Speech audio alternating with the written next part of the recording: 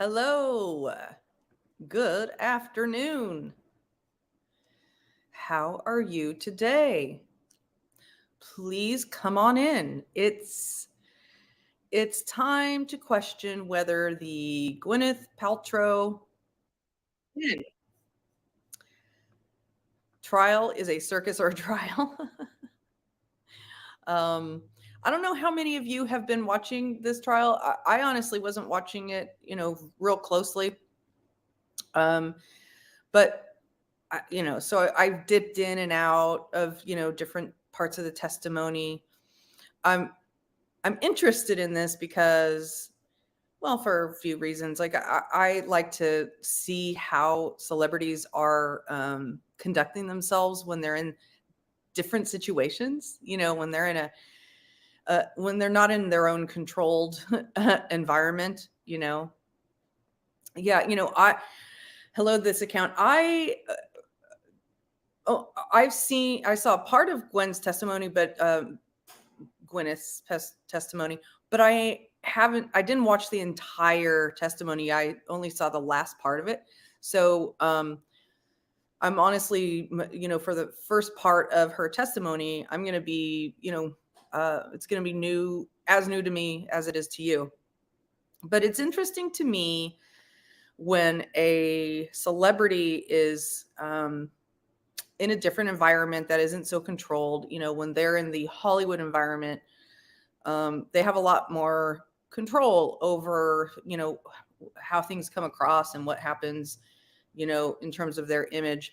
But when they're when they're in trial, they're going to be asked, they have to be quick on their feet. And a lot of their testimony and their behavior really hinges on being authentic, and I've never been a huge fan. I'm neutral on Gwyneth Paltrow, to be honest with you. I'm sure a lot of people don't like her. Some people really love her.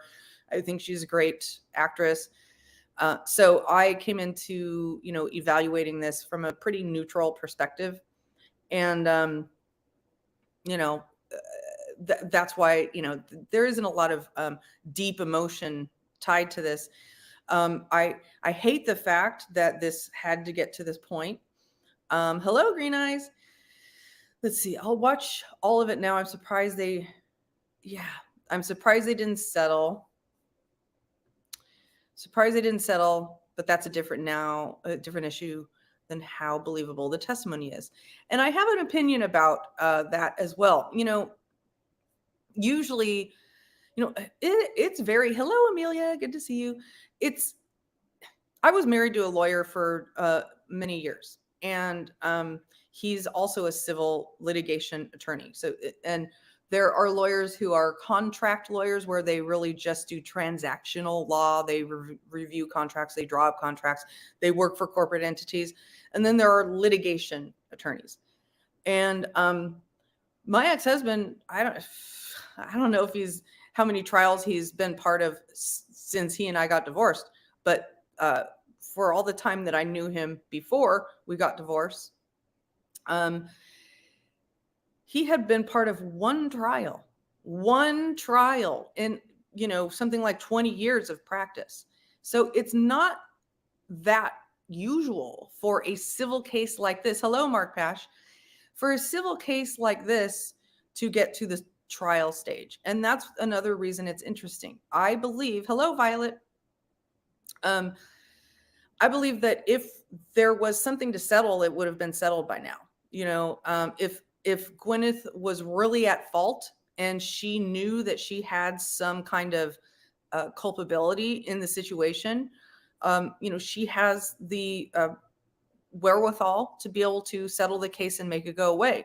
But she obviously felt strongly enough about it to go ahead with the trial and go through all of the headaches. By the time a case gets to trial, you've gone through a lot of headaches. You've gone through pretrial motions, and you've gone through pretrial conferences and discovery, and you see all the things that are going to be coming out in the trial before it comes out, and that your credibility is going to be put into question by the opposing parties. And you have to weigh all of that. So the fact that it got to this point is also interesting to me. It told me that she really believes that she has a case. And in case you aren't familiar, and I'll get right into it quickly because there isn't a huge amount of background to go over, but it's this incident happened in 2016. The guy that she had the collision with didn't actually sue until 2019, and probably because there's a statute of limitations. And this account says, I understand it was originally $3 million in damages, but down to $300,000 to save all of it with her money. I'd have settled if not at fault. Yeah. So that conforms with my understanding as well. He sued her originally for, a large sum of money, and then she countersued. And at first she countersued for a lot of money, but then she changed her countersuit to he changed his suit. He changed his suit to his damage request to whatever the court deems reasonable. Okay. She countersued, and she countersued for $1 plus attorney's fees. And, the $1 is, it's been called symbolic because, she, and it's very similar to what Johnny Depp did. I think he was suing also for $1. If I'm not, I could be misstating that. But, I think he was suing for $1 in one thing and more in punitive damages. And he did get punitive damages and attorney's fees. And so it's basically saying, hey, I know I'm right in this. I don't want this to get to a point where I have this kind of settlement on my head. And I also don't want to seem like I am trying to harm this person who doesn't have as much means as I do. I just want to show people that I believe that I'm right. So with all of that said, let me pull it up. And the other thing that interested me in this is that I don't know about you, but I've done a lot of skiing in my life. I've done a lot of skiing. I've done skiing on my own. I started skiing when I was like 18 years old, which is late for some people. But, over the years, off and on, I've been on a lot of those, in a lot of those situations where you collide with somebody, and it obviously never got to a point of bringing a lawsuit. But because I've had a lot of experience skiing, I know how the kind of physics work of when there is a collision, and how what's likely and what's not likely. And when they were skiing, they were all skiing with their kids, Gwyneth and her then boyfriend, who is now her husband. They were all skiing with their kids. And so they were on a green run, which is the most, the easiest kind of run to be on while you're skiing. And this happened on the green run. And he claims that she was coming at him like a bat out of hell. Okay, thank you. I didn't want to misstate that, Dominica Galos. So thank you for correcting me. So let me grab this here, and we will get going. And let me know if the sound is off at all. It's, impossible for me to hear from this side how the sound sounds to you. Sometimes my microphone is is a lot louder than what I'm playing, and I don't want to be blowing people's ears out, or vice versa. And also, I'm going to be stopping or I'm going to be commenting over it, and I don't want to create echoes or uncomfortable hearing situations for you all. So let's get to it. Here we go. Next witness. Thank you, Your Honor. We'd like to call Gwyneth Paltrow. Thank you.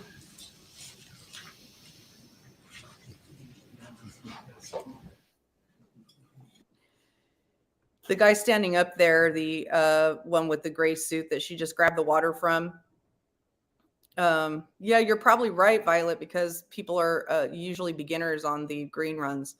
But that lawyer there standing up, holding his tie, um, he's kind of annoying. He's annoying. His way of um, doing his questioning of the witnesses is annoying. He can be very condescending, and a lot of the things that they do are out of procedure. And oh, Steve, please be quiet. And as this account says, and I said this in a live stream that I did yesterday. Steve, please be quiet now. You're hurting people's ears. All the lawyers are kind of fangirling. The lawyer that does the questioning does fangirling, and it's rather off-putting, to be honest with you. So here we go. Hi. Do you swear that the testimony you are about to give in the case now before the court will be the truth, the whole truth, and nothing but the truth, so help you God? Thank you. Good afternoon. Good afternoon.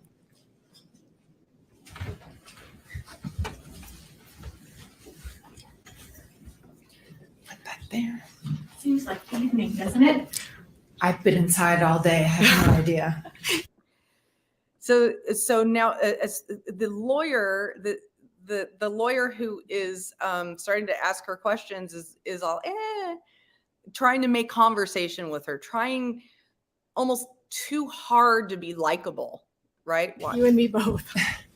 Could you state your name and spell it for the record, please? Yes, my legal name is Gwyneth Kate Paltrow Falchuk. That's Gwyneth Kate Paltrow Falchuk. Great, thank you. May I call you Miss Paltrow? Sure. Okay, fantastic. As you've seen the last few days, we always have the witnesses give background information, tell about yourself, etc. I have a feeling that everybody in the courtroom knows who you are. So we're not going to go through all the background. We're just going to kind of cut to the chase. Is that fair?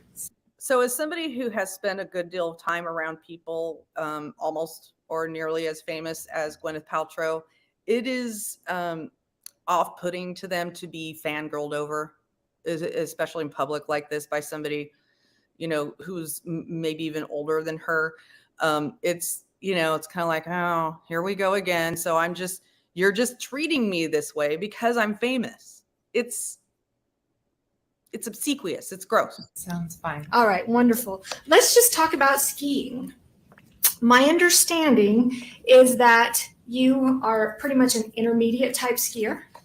I would characterize myself as intermediate. Okay. You've been skiing since you were a child. I have. Okay. Do you do black diamonds, blues, greens? I'm not really a skier, so you've got to kind of help me out with this. I prefer to do more blues than blacks. Okay. And blue is intermediate, right? Under black? Yes. Okay. And the bandana run where this accident occurred, it was a green run? Yes, to All my right. recollection. Fantastic. So as an intermediate skier, would you say that you skied enough to at least be familiar with the rules of skiing? I think so, yes. All right. And what are those rules? I think, use common sense, ski safely, be aware of other skiers around you. Okay. What about skiing in control? Is that something that you need to do? Yes, absolutely. You have to give the right of way to those who are downhill. Yes. Okay.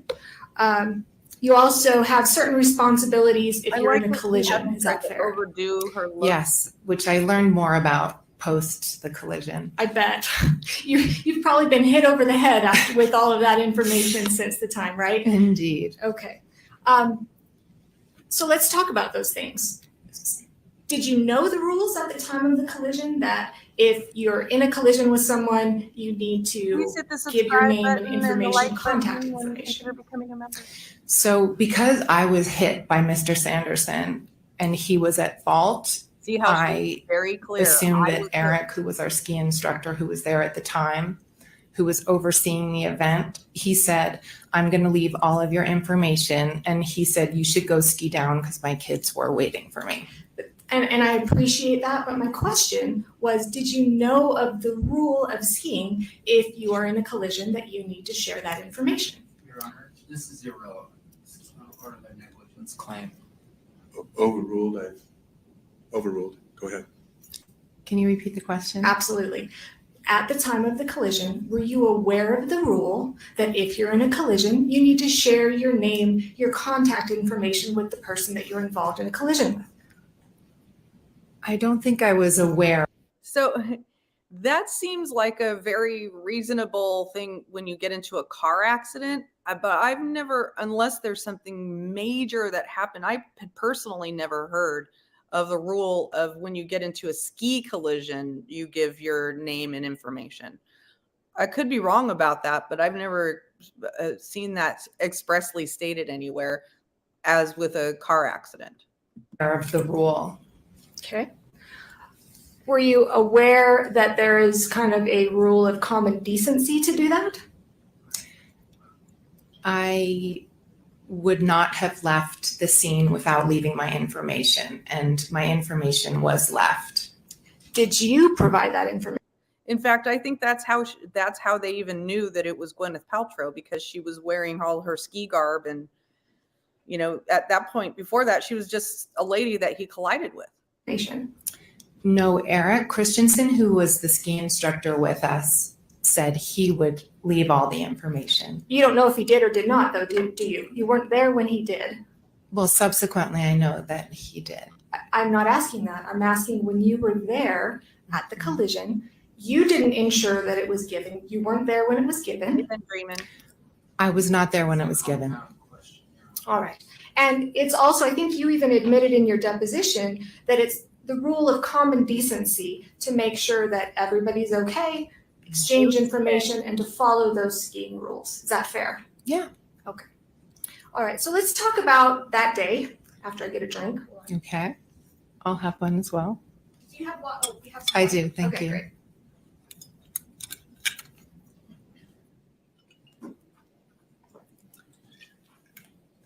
So I just want to kind of set the stage. You're skiing that day. My understanding, it was a nice conditions, beautiful day. Mm-hmm. Is that a Yes. yes. Sorry. Right, you guys, I just want to ask you, is there an echo or anything? Because I usually mute when the video's playing, but it's better not to have to mute so that I don't have to unmute, talk, blah, blah, blah, blah. But if there's an echo when it's hurting your ears, I will continue. I will mute. So just let me know. And Deer Valley, we know that Deer Valley is always immaculately groomed. Good conditions on the slopes. Good conditions. Hello, Mary Mom. All right. Hello. You were skiing that day with your daughter, Apple, correct? Yes. Moses. Mm-hmm. My son. And Brad Falchuk, who was your boyfriend at the time, now current husband. Correct. All right. And his 2 children. Appreciate right. it, everyone. Right. And his kids were the same approximate age as yours on the day of the ski collision. They all remain the same age. That's a As each very, other. very good point. We're like the Brady Bunch. Girls are the same age, boys are the same age. All right. And back then it was 12 and 9? 11 and 9. 11 and 9. All right. Fantastic. And the day of the collision, I think you had been to Deer Valley twice prior to that I time? believe so. Okay. And this was the first day of your ski trip. I think that's correct. Okay. And I don't know how many days you were there, but I know at least from what you've told us that after that first day, you also skied the next day. Yes. Okay. So when Mr. Sanderson was at home, you were. So for anybody who's ever having to, but just to qualify this, I'm not a lawyer. Okay.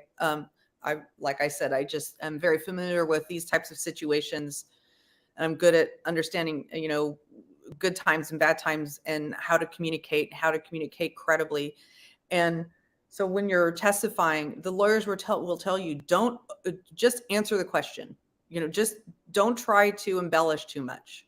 And that's sometimes, I think that was what Amber Heard's issue was on the stand, is she over embellished over and over and over and over again, trying to sell her point. And Gwyneth here is not selling her point. She's just, she's just there answering the questions. Skiing. I don't know. Okay, fair enough. So the children, all 4 of them had lessons during that trip. That's right. Okay. Would you agree that those lessons were fairly expensive? They were. Okay. Do you remember about how much they were? I would have to check. Whatever the Deer Valley rate is what we paid. Okay.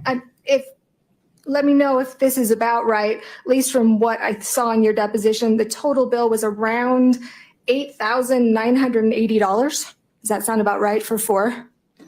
I think that misstates the evidence. I think that was for both families. For 4 kids.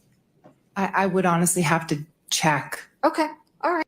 So listen to how Gwyneth's lawyer breaks in and like actually testifies for Gwyneth.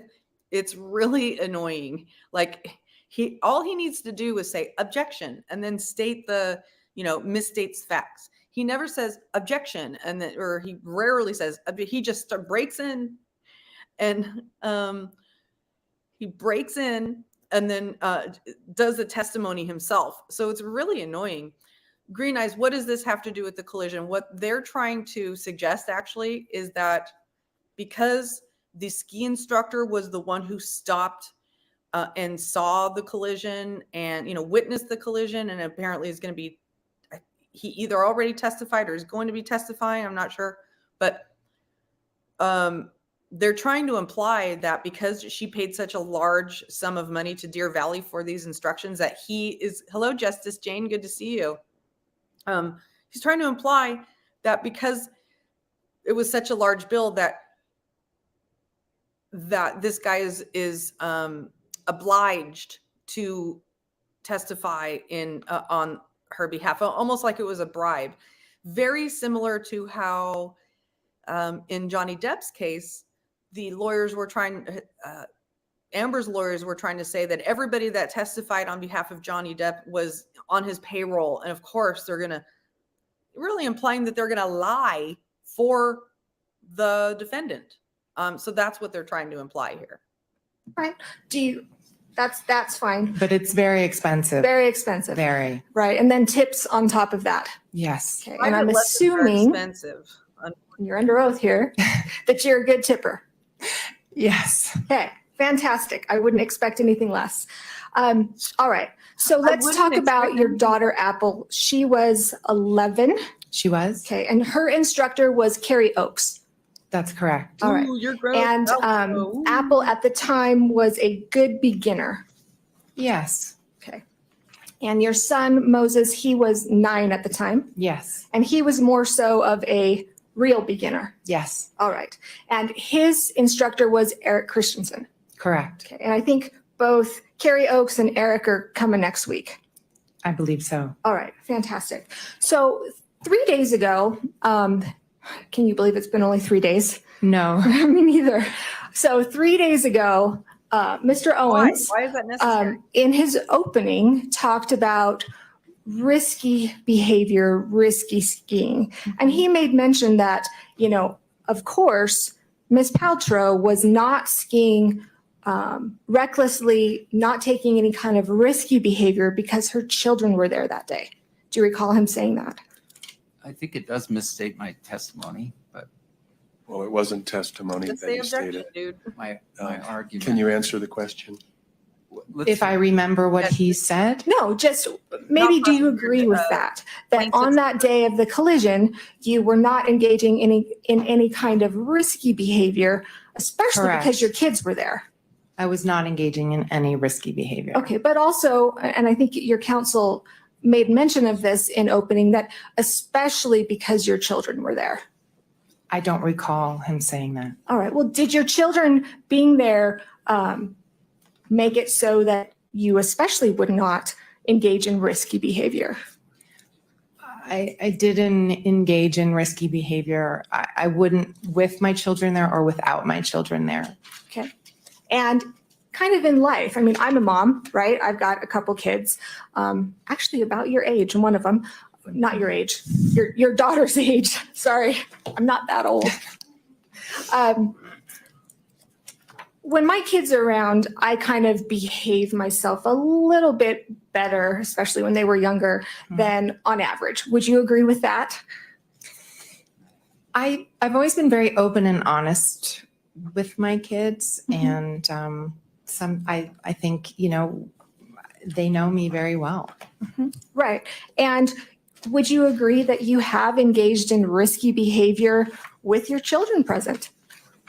Your Honor, may we approach? Sure.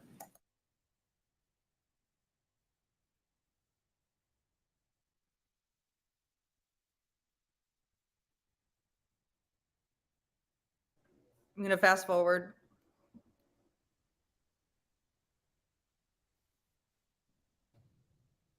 That is the plaintiff here, the person that she collided with, Terry.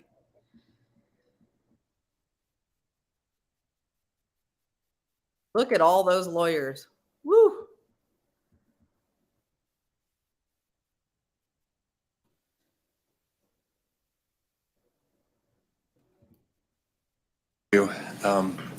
So the objection is sustained and the jury should disregard the question. All right, let's go back to the day of the accident. Okay. So you're on Bandana, correct? It's a green run. It's true you were relatively familiar with that run, correct? Yes, my children especially like that run. Okay. And the accident happened towards the beginning of the run. Is that accurate? Not at the top, but Sure, but Yeah. not at the bottom. correct. All right. And it sounds like from what I have heard and reviewed, you had done about 4 to 5 runs that day, and you and kind of the group were going to go get some lunch with everyone. Correct. All right. So let's talk about as you're skiing down. Apple, we've talked about she was 11, Moses was 9. Mhm. Did your children, when they were skiing or doing anything that kids do, like to ask you to watch them? When they were very little, I remember, you know, watch me jump in the pool and things like that. When they were more like 4 or 5 years old, that sort of age. So when Moses was 9, he didn't say, "Mommy, mommy, watch me," or "Mom," I don't know what he called you, but Mama, "Mama, mama, watch But me, it's- watch me do In things." ski instructor situation, not that I recall on that day. you're Okay. not like Do you remember your kids are off. testifying that on that day, that's exactly what did happen? I don't remember. All right, and I'll show you your deposition in just Sure. a second. So in fact, you remember the deposition, right? Yes. It was actually during 2020. It was during COVID. Yes. So it was via Zoom. We've never actually met in person. It was kind of on the video. Mhm. And you were asked a question a number of times, you know, were your children asking you to watch them? And you said no. I think you. I don't remember them saying, Okay. watch me on that day. Okay. Well, do you remember that in that deposition, then we played you parts of Carrie Oakes's deposition? So, Your Honor, this is improper impeachment. I mean, what's the question that's being contested? We're just kind of going through the history here. Not through the deposition. Let's I'll hear. allow a few questions. I think counsel was referring to what was going on during depositions, but Yes. please get quickly to the Absol- question. Absolutely. Do you remember during your deposition being played just a portion of Apple's instructor, Carrie Oakes, her deposition, wherein she said that, yes, Moses was saying, "Mommy, mommy, watch me." That she was saying, I don't remember that while they were skiing, they were saying that? Yeah. I don't remember that, no. All right. Okay. And so you don't remember then changing your testimony in your deposition, admitting that that is what happened? I'm sure if Carrie Oakes said, I'm saying, I don't remember him saying, watch me, watch me. You see Okay. how the lawyer's trying to catch her, trying to trick her You into impeaching herself, and she's not allowing that to happen. deposition. I'm gonna need my reading glasses, unfortunately. Sorry about that. I don't think there's a a contradiction here, Your Honor. She said she doesn't recall that Carrie Oakes said So now something. he's testifying for her again. So I don't know why we can't just move forward. Overruled, go ahead. Thank you. He's working for Could you that money. turn, let's see here, to page 122 of your deposition? Yes. Okay. And I'm going to read the question that was given by Mr. Sykes. Mm-hmm. Everybody's going to know it's Mr. Sykes who asked the question when I read it. Then I'm going to have you answer. Now, Ms. Paltrow, and this is, I'm sorry, I apologize. I'm starting on line 4. Okay. Okay. Now, Ms. Paltrow, isn't it true? Isn't it true? I'm just a country lawyer here. Okay. Isn't it true that your kids wanted to watch you ski? Or pardon me, that the kids wanted you to watch them ski. Isn't that true? And your counsel, he objected. How did you answer that question? Let's read the objection, Your Honor, if we're going to do this. The objection was vague as to time. Do you want me to rule on the objection? I mean, If what's we're the going to purpose? read it, then we should read the objection. Okay, read it. Yes, the objection said vague as to time. It Yes. sounds to me like the And then judge. how did you respond? I said I can still watch my children ski and be skied directly into my back by someone, And then you continued. Right. which is what happened. Exactly. So Oh, you were the- watching your children when you alleged that you were skied directly into your back by someone. My daughter was down the hill. My son was to my left. So I was skiing. My eyes were not fixated only on my son Okay. when Mr. Sanderson skied directly into my back. Okay. And so when Miss Oakes, who's going to testify next week, said that your son Moses was saying, "Mommy, mommy, watch me," that's who you were watching, right? That's vague as to time, Your Honor. Right, right, Minute, yes, just Overruled, go ahead. thank you. Sorry, what was the question? When Moses is saying, "Mommy, mommy, watch me," It doesn't sound like any of that's who these you were attorneys looking are at when you practiced. were when you were skied directly into your back. I do not recall Moses saying, "Mommy, mommy, watch me" on the ski slope. Okay. Well, Apple was down further, right? Yes. She didn't see it. No. Okay. Like, where And do you go Moses, with this he lady? was the one, at least according to Carrie Oakes, was calling your attention. Okay. Okay. 9-year-old, did he want more attention to have somebody watch them rather than 11? Not necessarily. Okay. Moses was skiing Probably has above her on you the though, ground. right? He hadn't gotten down as far as you Oh, He was on my left. and up. I was on the right. He was, oops, sorry. He was on the left side of the slope. Yes, I believe kind of a little bit uphill. Okay. And that's where your attention was when you were hit allegedly in the back. I don't know where my attention was the moment I was struck in the back. I'm sorry. Okay. Well, that's what you said, which is what happened. He struck me in the back. Yes, that's exactly what happened. insisting that he's. I know, but you said, "I can still watch my children ski." Yes, and he's meaning. directly into my back by someone, which is what happened. Yes, exactly. What's the pending question? It sounds like they're saying the He's exact asking same. the same question over and over. What's the question? The question is, you were watching your children ski when you were struck in the back. So that's asked and answered, Your Honor. Overruled? Finally, I was skiing and looking downhill as you do, and I was skied directly into by Mr. Sanderson. And your 9-year-old son, you will admit, was on your left and up a bit. To my recollection. All right. And Carrie Oakes is the one who says that he was the one calling your attention. You'll have to speak to Miss Oakes. We will. All right. but that's hearsay. So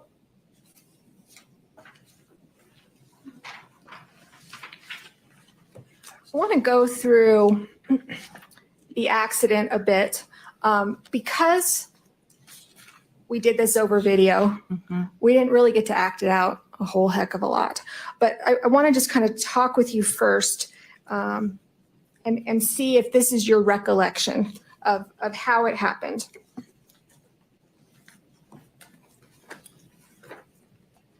Your Honor, I think this is improper. She should just ask her what happened. Then if she testified contrary to that earlier, then she cross-examines at her this with point, the pretty deposition. soon here, they're gonna What's get the through objection? like a court. Improper use enact- of deposition testimony. It's a party under Rule 32. It can be used for any purpose. You may Okay. proceed. Thank you. You were going along relatively slowly. Is that fair? Yes. Okay. I'm just going to kind of ask you a couple Sure. questions. So let me know if anything I say is not accurate. Okay. So you're going down relatively slowly when all of a sudden you heard a strange rustling noise behind you. Yes. Okay. And you felt like a rush of air in a strange way. Yes. And two skis slid in between my skis. That's correct. This And has all of happened a sudden, there was a body from the whole front of a body pressing into my back. That's right. Okay.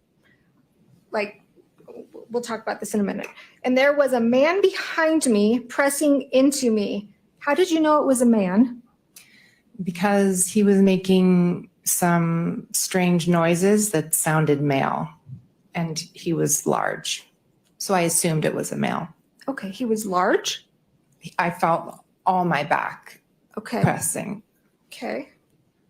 All right. There was a man pressing behind me, pressing into me. Mhm. I was extremely upset. Well, I was confused at first, and I didn't know exactly what was happening. It's a very strange thing to happen on I feel like I want to stop here because I don't think this was really illuminated very much during the testimony. Gwyneth didn't really bring this up much, but people who are well-known celebrities, they get touched. They get touched a lot. They get, people don't know boundaries. And if someone recognizes them, it is entirely likely that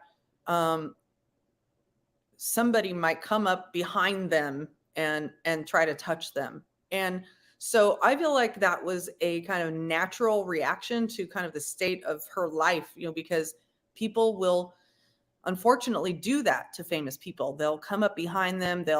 I spent a lot of time walking around very big crowds with Steve Jobs, and part of my job was trying to get people not to like all of a sudden reach out and assault him in one way, shape, or form. And yeah, and the famous people, they kind of get used to that reaction, used to, oh God, here comes another person again trying to touch me. Even one time, I'm walking around with Steve Jobs on a trade show floor. There's all kinds of people around, and some guy tries to come up and take a picture of the size of his jeans, because he always wore Levi's jeans, and the size of the jeans are on the outside tag. And so some guy comes up and's like, this is before the iPhone existed, and tries to take a picture of his jean size. I mean, that's the type of stuff that regular people sometimes have no boundaries when they are faced, in the same room with famous people. the ski slope. And then I agree. I froze, and I would say I got very upset a couple seconds later. Okay. Let me just continue on here. I just want to make sure that I got this all right. I didn't know if it was an intentional assault of a sexual nature. Right. Okay. That might be Was taking he it too far. Grinding and thrusting or something, or just the noises? What made you think it was a sexual assault? So that was a quick thought that went through my head when I was trying to reconcile what was happening. I was skiing, and two skis came between my skis, forcing my legs apart. And then there was a body pressing against me, and there was a very strange And we also don't grunting know noise. if So my Gwyneth brain has was some trying to make sense of trauma what was happening. of a similar thought, nature. Is this a practical joke? Is someone like doing something perverted? This is really, really strange. My mind was going very, very quickly, and I was trying to ascertain what was happening. Okay. I think you said, I didn't know if it was an accident, but he was groaning and grunting in a very disturbing way. Yes, there was a sort of groan coming out of his He was mouth. probably Okay. trying to stop. Then you said, I froze. Yes, We kept skiing. right. We went to the right. Yes, We came crashing down together. that's right. Okay. You said this man was behind me on the mountain. My knee and our skis were still sort of tangled up. Mm-hmm.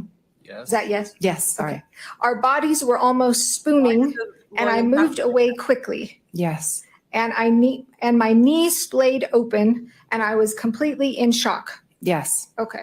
I agree with you, All right. Cheryl. I think I'm going to meant to say stop aloof. there. Okay. And if the court and Ms. Paltrow, if you don't mind, since again, when we did this over Zoom, would you mind stepping down and us kind of acting this out a little bit so I could get a good feel? Let's see. Can we approach Your Honor? And Sure. This is where it becomes a bit of aloof. This is where it becomes a little bit of a circus. So they're doing a sidebar now, and I'm sorry before somebody, I started to fast forward past the sidebar before figuring out what they were sidebarring about. Now they're sidebarring about, do we need to do another in-court demonstration of the situation? And I'm assuming that Gwyneth's lawyer is asking, why make Gwyneth go through this? Yeah.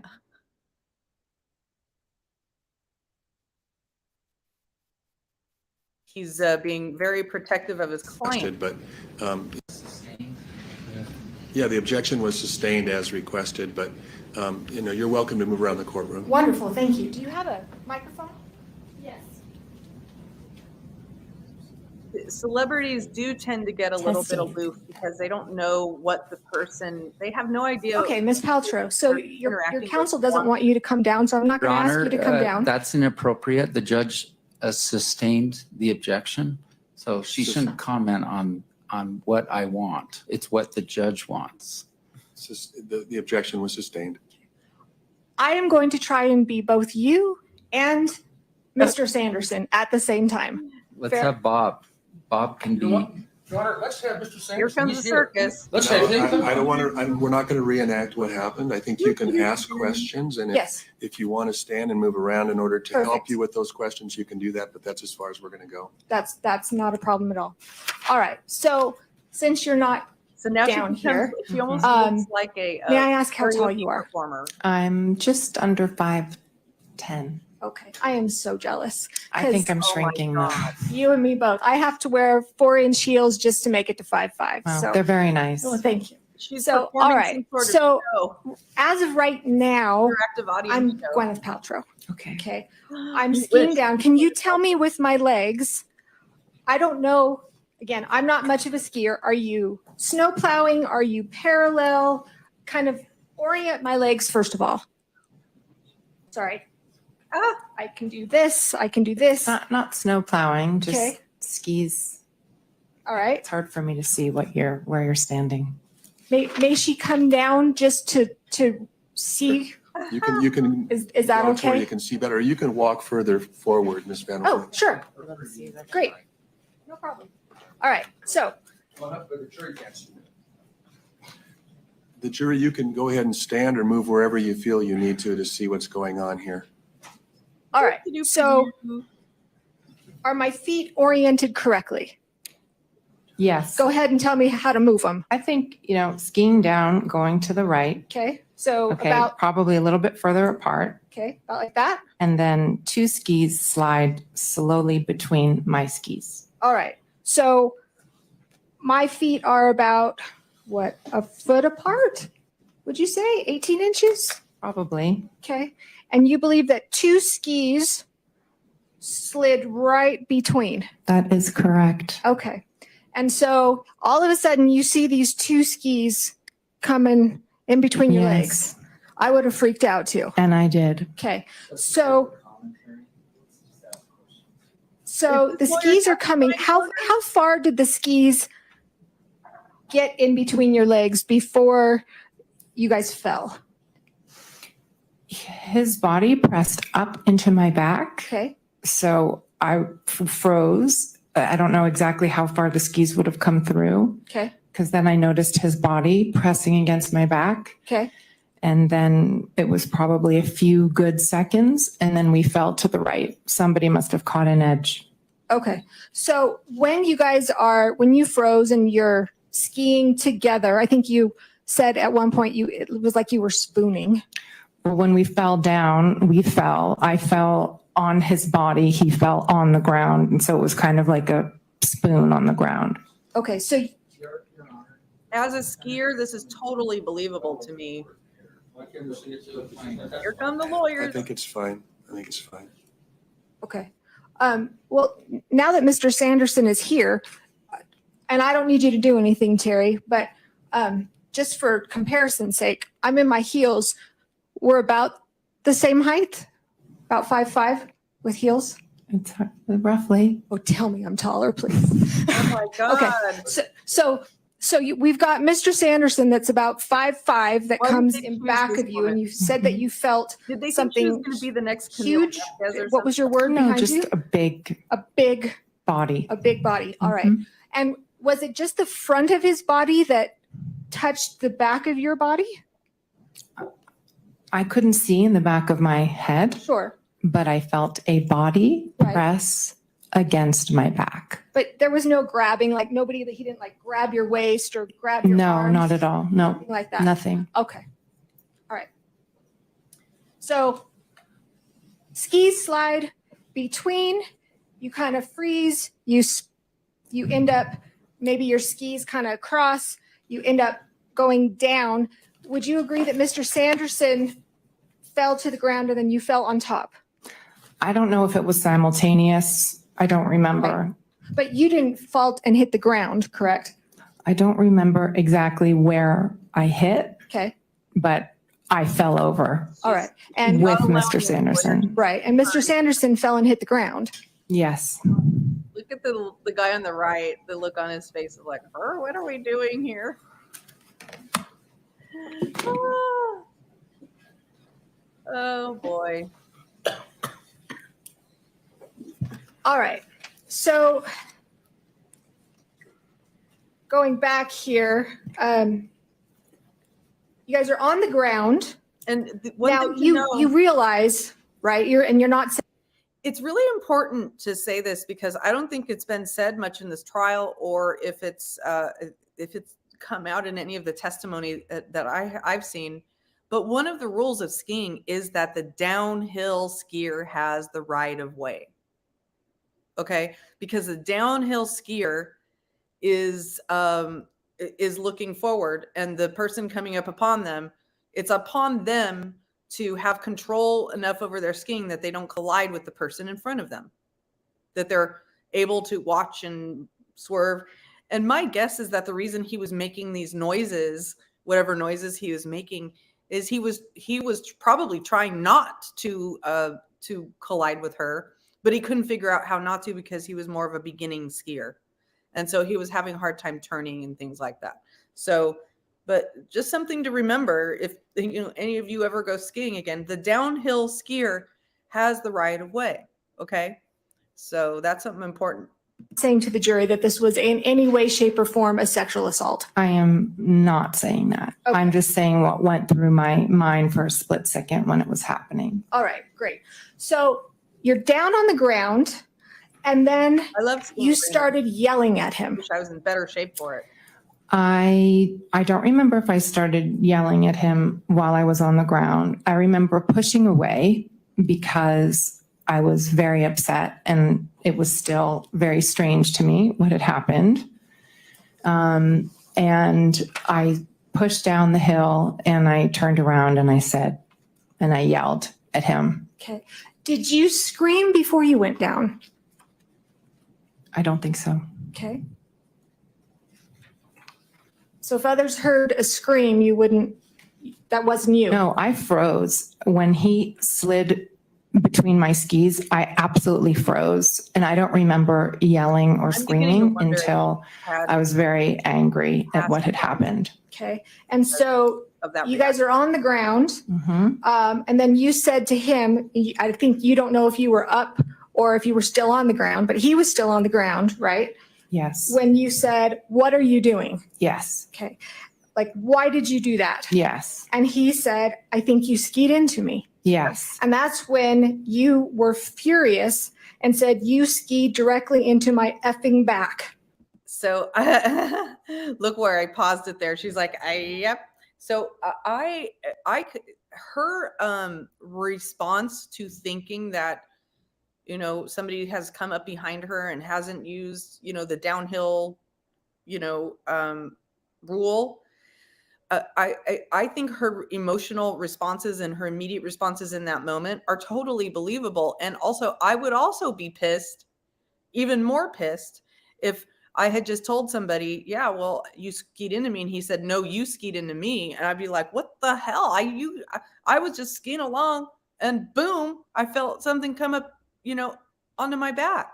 So this is all totally believable to me, and it was really at this point in the testimony, because I started watching a little bit before this point yesterday. I was like, I'm actually, I was neutral on this, but I'm actually seeing Gwyneth's side of this situation as a skier, and as somebody who tends to be jumpy when I'm touched and I'm not expecting it.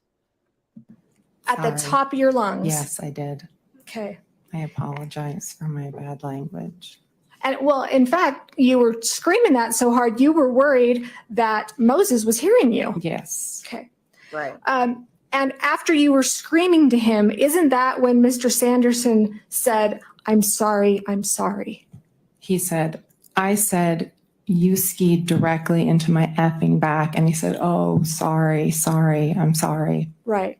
And that was you screaming at him while he's on the ground still, right? I was yelling at him. Pretty loud, But his testimony Pretty is forceful. that I was he was pretty unconscious upset. for 5 right? minutes. You're Yeah. small but mighty.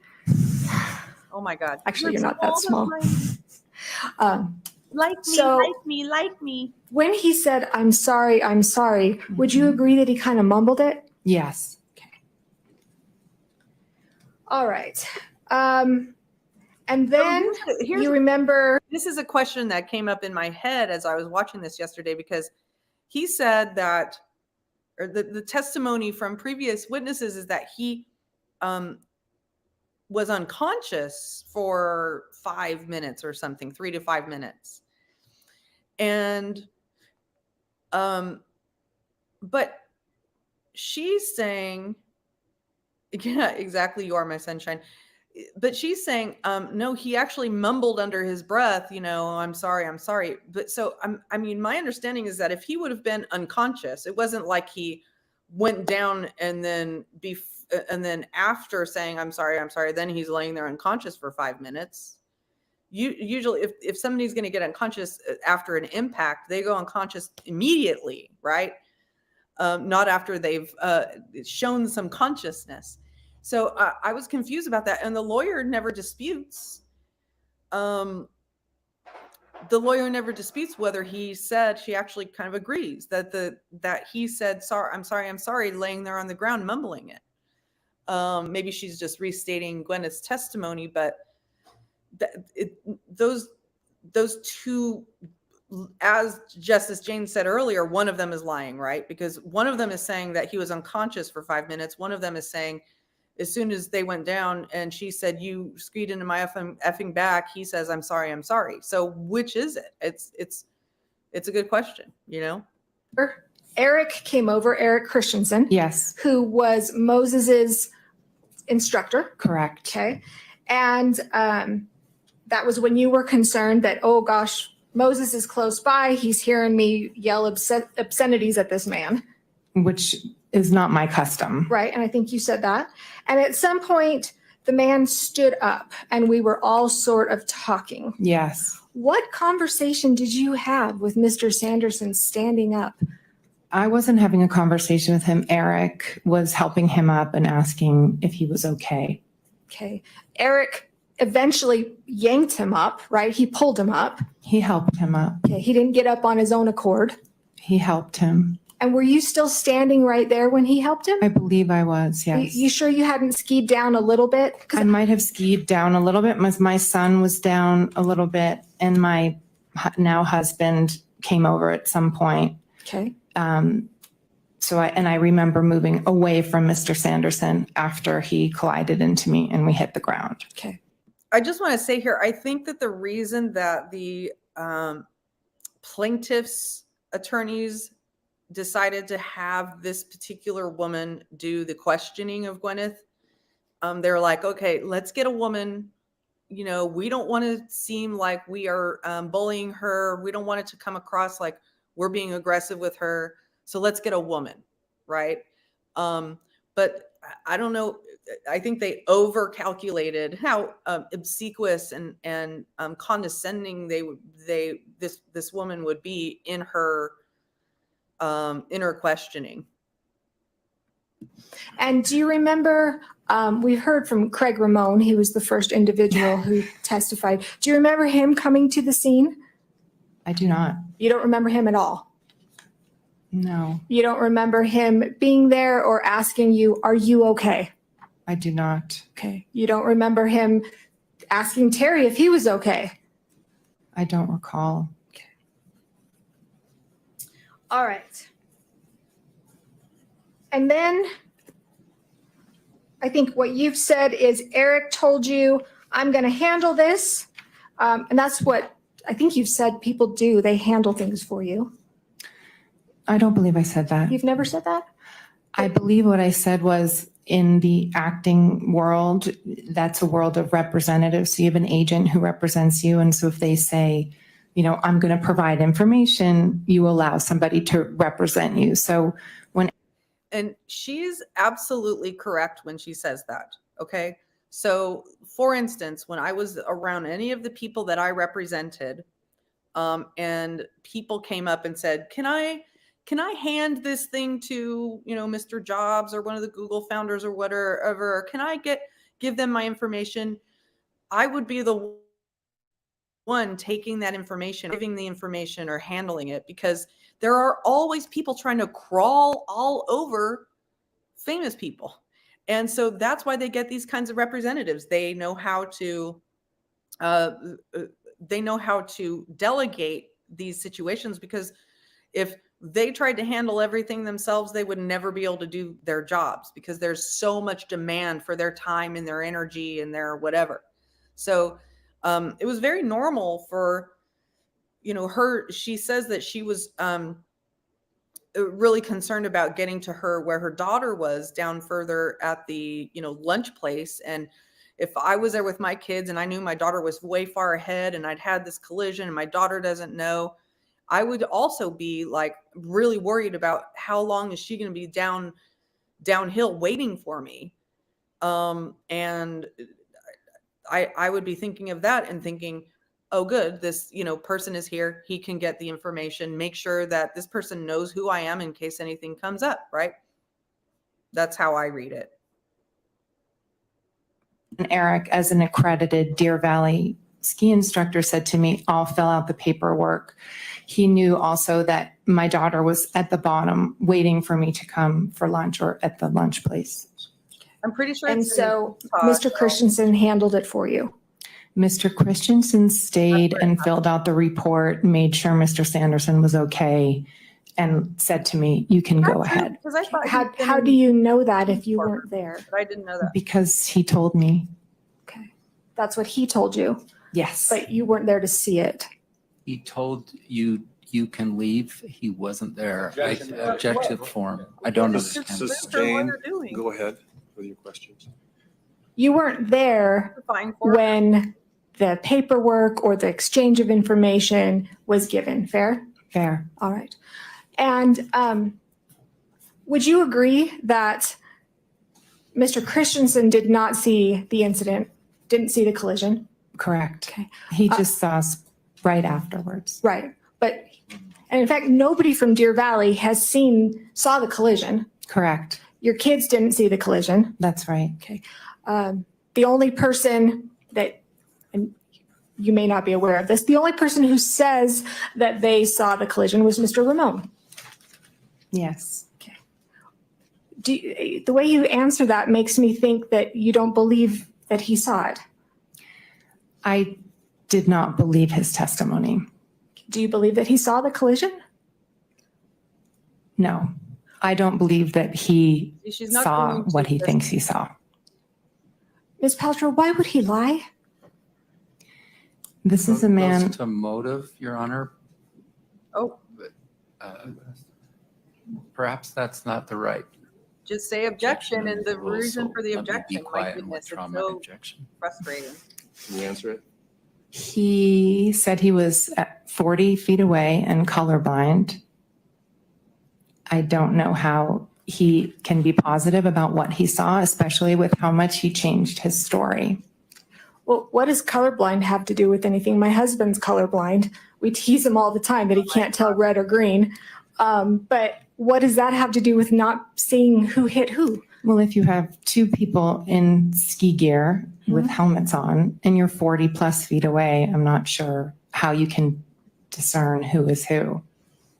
Okay, well, And I can tell you that he didn't, because Mr. Sanderson categorically hit me on that ski slope, and that is the truth. and I'm sure that that's what you believe.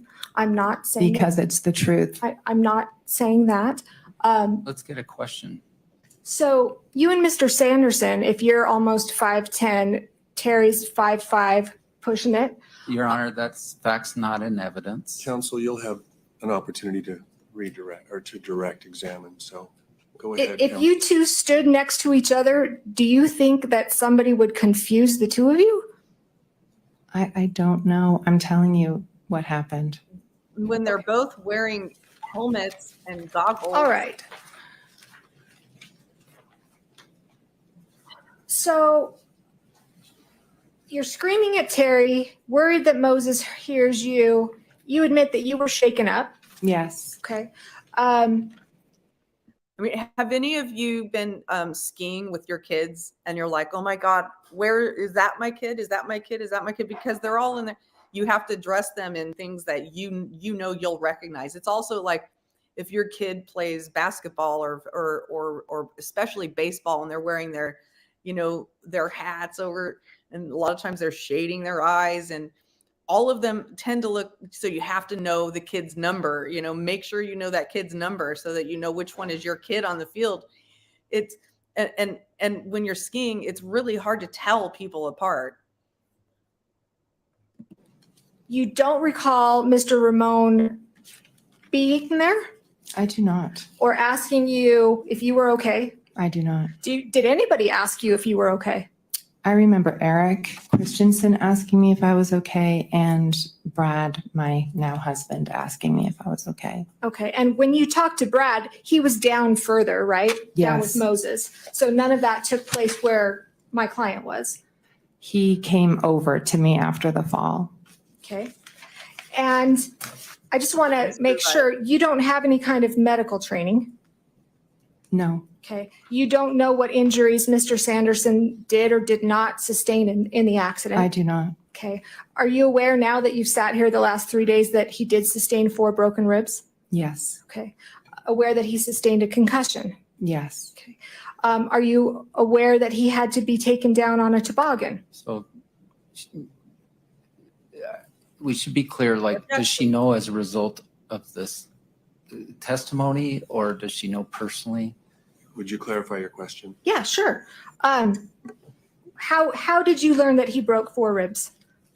Through all of this. Okay. And to make it clear, I don't want to find out anything that your lawyers told you. That's attorney-client privilege. We can't. So anytime I'm asking you, I don't want you to tell me what your lawyers have told you. Okay.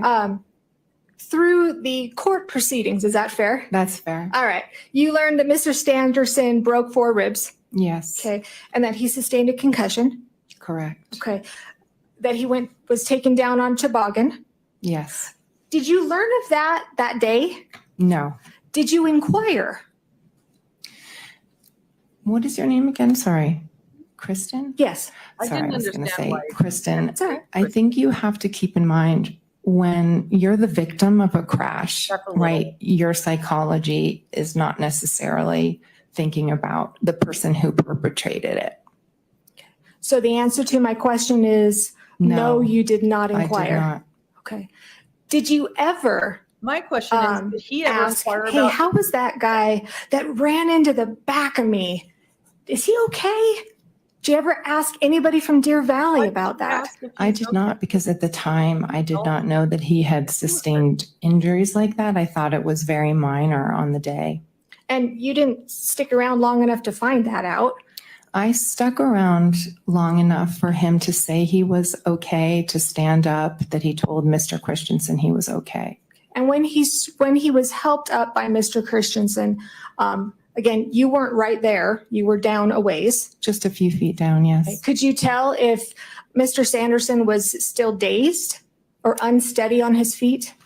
I could not. I don't know. Okay. And again, you didn't leave your name, address, contact information. You didn't fill out any paperwork in connection with this accident. Eric did on my behalf. Right, but I'm asking about you personally. So it has been asked and answered. Sustained. Okay. Too late. After the incident, you skied down, went to lunch, and then my understanding is you got a massage.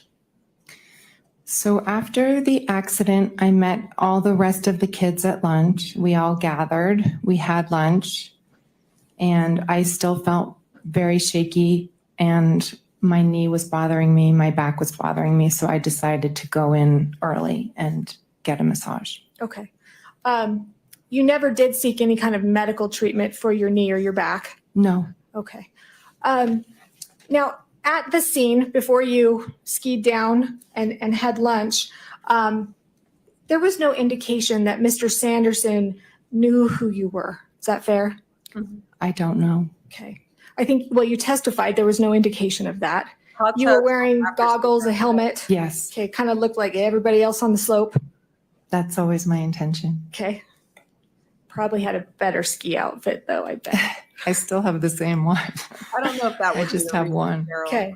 So nobody on the hill would be able to You've had recognize personal you. Is that experience. fair? Maybe your family and friends. I have been recognized on ski slopes before. Okay. Is Do she you a recall recruiter? I testifying didn't in know your deposition that no one on the hill would be able to recognize me? That would be the idea. Okay. But sometimes paparazzi has a way of figuring it out, is my point. Okay. So your testimony to the jury here today is Mr. Sanderson skied into you. That is correct. All right. Craig Ramone, you said he's not telling the truth or you don't believe him. I'm telling you that what he said is not what happened. Okay. So in other words, if somebody says something that's not what happened, I they're want to point lying. something out here. So the way Gwyneth is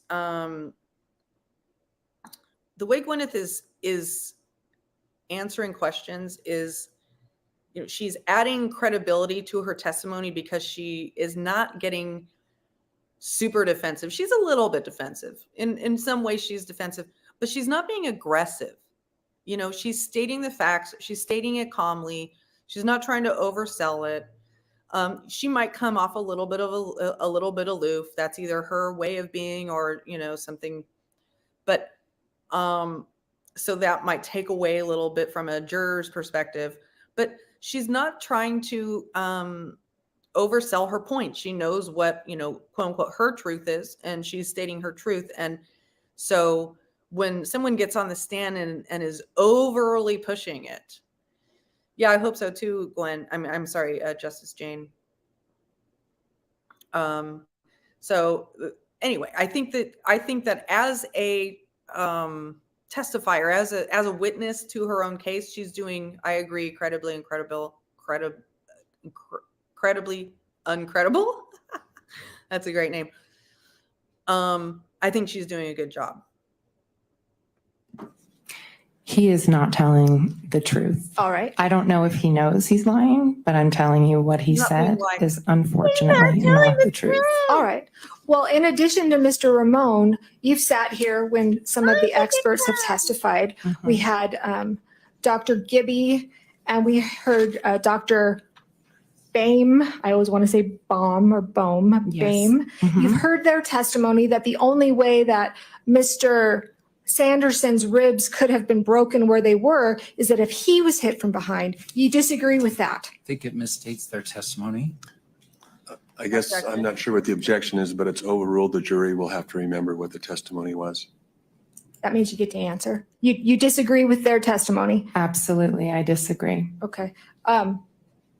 What medical training do you have to disagree with that? I'm just telling you the truth of what actually Also happened. not throwing shade That's all on I can do. the All right. actual people. And you don't have any other witnesses who throwing saw shade it just on to, their testimony. support your position, correct? Well, I have a lot of witnesses who saw the split seconds afterwards and the positions of the bodies on the mountain, which would indicate very clearly who hit who. Okay. Do you have any witnesses who saw it? Who saw the The collision? collision. No, All right. And you're not trained in accident reconstruction? me? Yeah, No. neither am I. All right. So, I also think Ms. that Paltrow, isn't it true that some people tend to automatically, when a celebrity's on trial, I think sometimes people automatically tend to, if they don't like that celebrity, they're going to be against that celebrity. Or just because it's a celebrity, the bias is, oh, they're a celebrity, I'm not going to like them. They're not, especially if they're an actor, they're not going to be sincere because they're an actor. And on either side, it's not fair to either side to have a bias, you know, saying that the man is suing just to get money. We don't know that for sure. You know, or that this person, I don't know, we don't like this person for this other thing. It's not fair for either side to cast judgments on them just by looking at them, but looking at the totality of the situation and the testimony. this was an accident that you caused? No, ma'am. Okay. Would you agree that you are accident prone? So, Your Honor, can we have a bench meeting on this? Why don't we take our recess now? So I'll fast forward through this, but my understanding is that the reason they decided to take a recess at this point is because there was already a bunch of motions and testimony about Gwyneth apparently saying at some point that she is accident prone, or that she even said it on a late night talk show. And so that's what the question is, Mr. whether Owens? there's this Yes, you have a motion or something?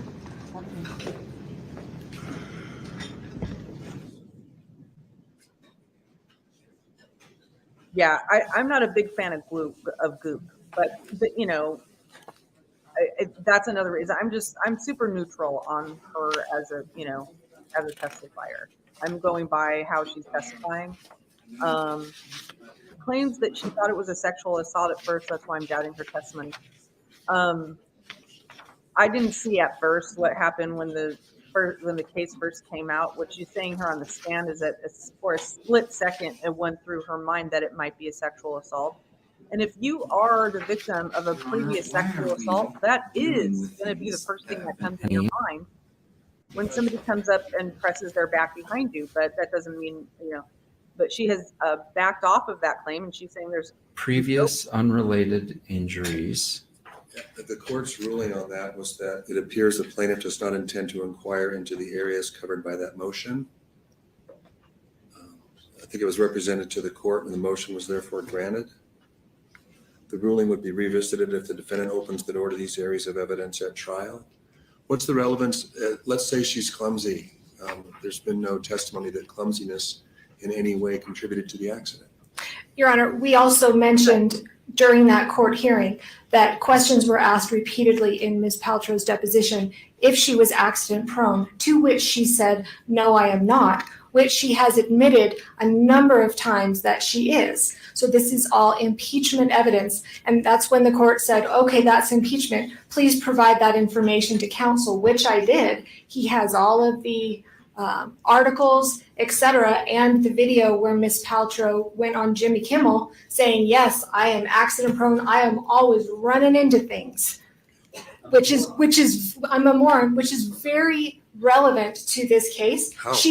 How? Yeah. Because we believe that that's exactly what she did, is she ran into things like she always does. She was asked if she ever said that. She said no, and we have impeachment evidence that she How could has. she have But run you've into got him? your excellent reconstructionist did not testify that her clumsiness somehow had played a part in the cause of the accident. It's not just clumsiness, it's that she's running into things and that she's accident prone. Absolutely, that's the heart of this. The heart of this? And the point is, That she's she was asked a number of times in her deposition, were you, And that part I think I see as collateral impeachment. So I don't see that as, I don't see that as your avenue to get the evidence in. The closest, I guess, is your theory of the case, but you've got no expert and no one that testified that clumsiness somehow played a part in the accident. So it would just be argument based on kind of fringe impeachment. it's not clumsiness, it's being accident prone and always running into things, Okay. which is what we contend she did in this case. All right. Let me hear from Mr. Owens.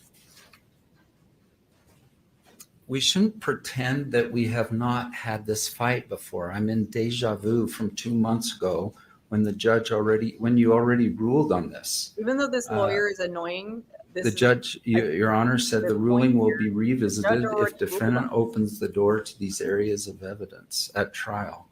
That's part of page 13. I didn't even have the motions around because we've already had it granted. So why would we need to go dig and find out what our motion said? So, Your Honor, Ramon didn't testify that she looked clumsy, for instance. Ms. Paltrow never says, did not say, I've never been clumsy. yeah. Anyway, you've ruled. I think all the lawyers We're are in deja unlikable vu here. here. I've ruled, under Rule 404, evidence of a person's character or character trait is not admissible to prove that on a particular occasion the person acted in conformity with the character or trait. And under the court's motion in limine decision, it indicates on page 13, motion 14 pertains to her public appearances and previous unrelated injuries. That's the previous instances of that Right, so I they're believe that basically Ms. saying Van that Orman's referring public to. appearances are And not the tested. court's order says it appears the plaintiff Well, does not intend to inquire into the areas covered by these motions, and the motions are therefore granted. The ruling will be revisited if the defendant opens the door. If that occurs and the plaintiff wishes to present any of the categories of evidence, he must first address this with the court out of the presence of the jury. And I guess there wasn't any request. Is that what your motion that is pending relates to, that you want a clarification? No, that's regarding the ski expert. Okay. But what about prior inconsistent statements, Your Honor? I'm entitled to ask her if she's testified. That she's lied under oath a number of times, and I want to be able Your Honor, to show the jury that slanderous and I want it Oh, watch this again. I forgot. times, and I want to ask her if she's testified that she's lied under oath a number of times, and I want to be able Your Honor, to show the jury that slanderous and I want it withdrawn this moment. Well, My God, she literally just called Gwyneth a liar and a perjurer. Is that appropriate by this lawyer? she has testified just a moment. inconsistent. Just a moment. I'm not gonna say- Well, counsel, I'm talking, And the okay? other, yeah, Have a seat. exactly, Judge. Have a seat. He- Okay, the statement that you just made, do you want to rephrase that? Yes, absolutely. She has made prior inconsistent statements. During her deposition, Ms. Paltrow was asked a number of times, 3, 4, 5 times. That may be on this issue. That may Yes. be, but to me, without some witness tying it into the essential elements of this case, or the essential issues in this case, I see it as collateral impeachment. So, Even the fact that Mr. Ramon has testified that she skied into Mr. Sanderson, as in she is also walking into walls, Oh etc. my God, that's a stretch, lady. the ruling was, my understanding was that the plaintiff was not going to inquire into the areas covered by the motions, which included There was- that. It was already The ruled on. previous unrelated injuries or other instances of conduct. So I'm going to stand by my ruling. I haven't revisited it. I think it's a good ruling. And I'd like an apology, Your Honor. There was, and I am sorry, I'm not, Like an apology. all I'm saying, there were inconsistent statements. I am not Oh, trying to but slander then Ms. lied under Paltrow nor oath. say that she's lying by any which way, form or Well, form. You did say that though, counsel. You said she lied, Okay, thank you. which is Let's take a Seems short very break and come inappropriate. back maybe 5 after. so I will fast forward here till they come back. But I do want to address the idea of the whole sexual assault thing. So when you're skiing, and what her testimony, Gwyneth's testimony is that they were skiing. She wasn't skiing fast. She was kind of skiing kind of slowly. And then all of a sudden she sees two skis come in between her skis, and and then there was somebody pressing up against her back, and she could hear the noises of men. And for a couple of seconds, she was thinking, oh my God, sexual assault, right? That is, I would have thought the same thing. Okay. I would have thought the same thing in those 2 seconds. Totally honest with you, because I am extremely, hey, allegedly innocent. I'm extremely touchy about people touching me when I'm not aware of it because of my past. And I don't know what Gwyneth's past is. I didn't follow all of the Weinstein stuff to know whether she was one of the accusers. She could be one of the accusers in the Weinstein case, in which case she, if she really was assaulted in some way in the past, that would be her brain will naturally react that way. She doesn't have any control over her brain reacting to that. That is a trauma response to something that's happened in the past that she doesn't want to happen again, that her brain is trying to protect her from. So if she were to continue pressing this as a sexual assault case, then I would be saying a completely different thing, because obviously that's not what it was. It was an accident. But for a moment, that is what crossed her mind. Okay, that's what I think is important in clarifying. Let me get to the point where they come back.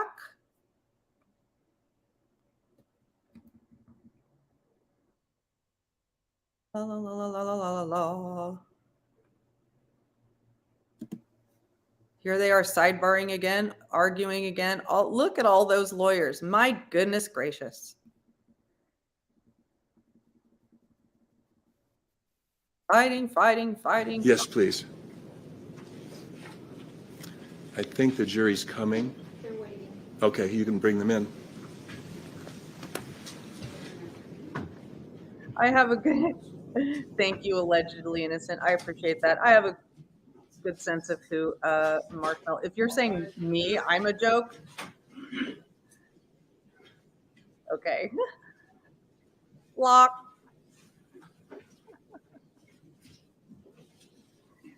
Loser.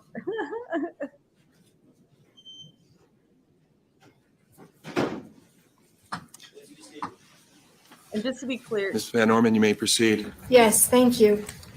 So Ms. Paltrow, I want to shift gears a little bit and talk. I just want to make it clear. I don't consider myself a trained journalist. I'm definitely a professional. I am also educated, and I also have a lot of experience. I very much appreciate the standing up for me. But I just want to make sure that you don't think that I think I'm a journalist. I present information and news on YouTube, but it takes a lot more than what I have to be a journalist. A lot more training and experience. I consider myself a commentator with a great deal of experience in various matters. So I just wanted to clarify that. Yeah, Marshmallow's on vacation now. Anyway. talk about kind of, this was where my whole, Just get on the record that my objection was sustained. Thank you, Gwen. Thank you, credible, incredible. I'm sure it was on the record whenever it was there. I don't recall. Okay, I think we just said that now would be a good time for a bench meeting, but The objection was sustained. okay, I'm moving on, shifting gears. Right. So, Ms. Paltrow, the reason I got involved in this case in the first place was your counterclaim. So I want to talk with you about the counterclaim. Is it true that you feel it's unfair that Mr. Sanderson has brought this case against you? I do. And he has deterred you from enjoying the rest of what was a very expensive vacation? Well, I lost. I have a question. Allegedly innocent. Are you Jules of Thought? Because I'm seeing that Justice Jane is calling you Jules, I believe. And the logo, the thumbnail looks the same, or your icon. Because I remember Jules of Thought, but I didn't know that you changed. Oh, hello! It's so nice to see you. I haven't seen you in a while. Thanks for stopping by. Okay, I'm gonna go off camera a minute. I have to go. I'm gonna run this, and I'll be right back because I do have to use the facilities. Half a day of skiing. Uh-huh. Yes. Okay. And I think that's what your counsel has argued as well, that you you had a full day pass, but you can only ski a half a day. Yes, I went back down after lunch. Okay, right. And that's when you had lunch and you got a massage. Yes. Okay. Didn't get your knee checked out, didn't have any kind of medical attention. No, it didn't feel acute in any way. It felt just like I had overstretched my knee and I had sustained a blow, but it didn't feel like it needed medical attention. Okay. And you're bringing this claim for $1. I am. Okay. In fact, your counsel, Steve, do you still have that dollar bill? yes, I'll let you use your own. I'm not gonna even respond to that. Nah, I don't need it. Sure. Yeah, I don't need it. You saw Mr. Owens wave that $1 around, right? I did. Okay. $1 in symbolic damages. Is that accurate? It's an actual dollar that I'm asking for. Okay, but you also have testified when I asked you questions in your deposition Yes. that $1 is symbolic. Do you remember me asking you about It's that? symbolic because the damages would actually be more. Okay. But remember me asking you, is it symbolic? And you said, yes, it is. Yes. Okay. And I asked you as well, you learned about that through Taylor Swift because she asked for $1 in symbolic damages, right? And I think I said at that point I had not been familiar with it, but I since am. Now you are. But at the time, a couple of years ago in 20. Why does Taylor Swift matter? I think, it is not unusual for celebrities and famous people to ask for a symbolic amount of damages in a lawsuit. And also, like, when super, super rich people start companies, if they already have a lot of money, a lot of them will only take a salary of $1. And that's actually, in fact, what Steve Jobs did when he came back to Apple. He already owned so many shares in the company that he said, I'm just going to take a $1 salary because I own most of the shares of the company. So that's it's not an uncommon thing for wealthy people to do in situations like this. So I find it odd that the lawyer's like, you heard that from Taylor Swift, didn't you? 2020, you didn't know anything about Taylor Swift's $1 symbolic damage lawsuit? Just relevance, Your Honor.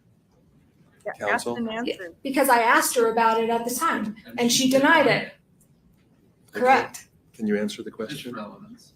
I was not aware at the time. Are you good friends with Taylor Swift? No, Relevance. Yeah. Overruled? I wish the You're not lawyer good would- friends with Taylor Swift. I would not say we're good friends. We are friendly. I've taken my kids to one of her concerts before, but we don't talk very often. You've never. And her lawyer, Gwyneth's lawyer is not doing her many favors because he's being super ineffective in his objections, because he doesn't say objection. He just kind of breaks in and starts testifying for her. Yeah, like they're in middle school, Gwen.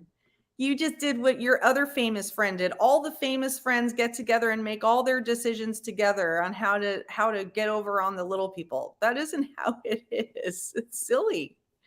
It's very silly. Ever given Miss Swift personal, intimate gifts for Christmas? Your Honor. Relevance, or I Sustained would as like to a relevance. bench trial. Well, she's just said that she wasn't friends with her, so I'm inquiring on that. Ask her about Oprah. I mean, Mr. Owens, sustained. Please move on.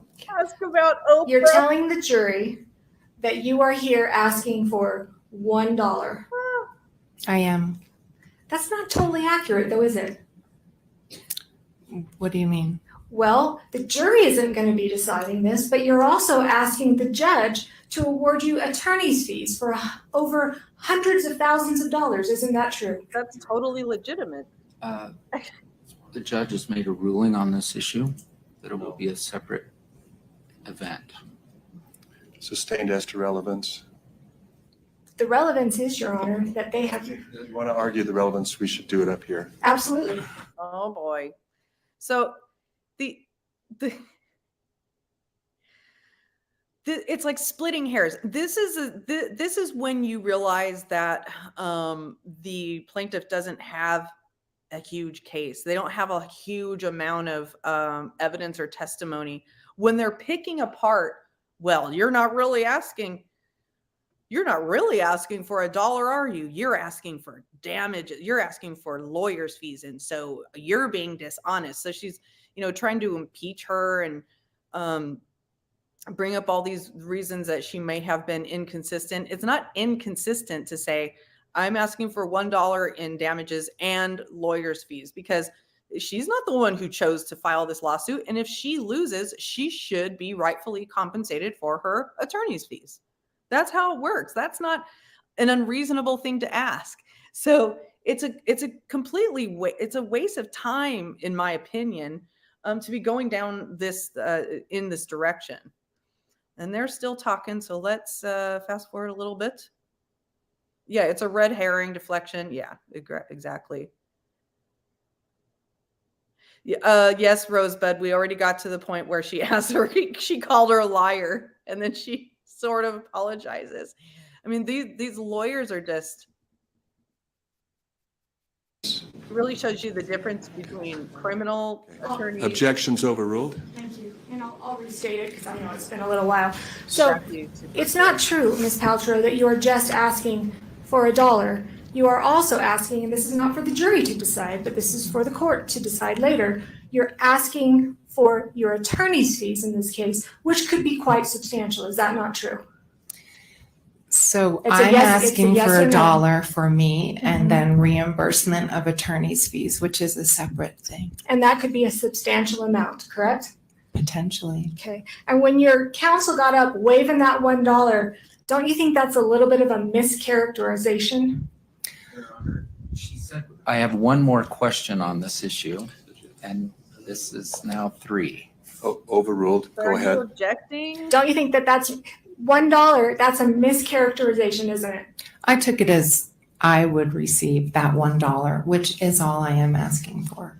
That was such a very Ms. Paltrow, isn't it true that you've important- misrepresented a number of things today to this jury? Absolutely not. Ooh, No let's other go back on that. I'm again, asking because I for. interrupted. Took it as I would receive that $1, which is all I am asking Watch the for. lawyer throwing shade again. Ms. Paltrow, isn't it true that you've misrepresented a number of things today to this jury? Absolutely not. So that's how stupid the lawyer looks in this, because she hasn't proven, this lawyer has not proven that Gwyneth has said a lot of misrepresented the testimony in a lot of in her testimony today. She hasn't proven that, and now she's acting like she's landing a thud, kind of like Camille. The way, man, if you guys haven't watched Camille Vasquez's cross-examination of Amber Heard. My God, it a master's class in cross-examination. Yeah, I agree with you, Rosebud. Like, because she wasn't being over dramatic, she wasn't being obsequious, she wound things up. She showed specifically a number of ways that Amber was being deceptive. And then she said, isn't it true that you've lied? And now this lawyer's trying to break out the same thing. Isn't it true that you've lied throughout this testimony today? And it's not believable at all. She isn't landing that punch because she's never proven that that Gwyneth is lying. So that's another reason I say that this was more of a circus, more of a, content creation circus, in all honesty. Not. No other questions. No other Mr. questions. Owens? That was going to be her last question. You've been here every minute of this jury trial, true? True. And you're intending to be here every minute next week? I am. Have you enjoyed yourself? I've learned a lot. Who hit who? Mr. Sanderson hit me.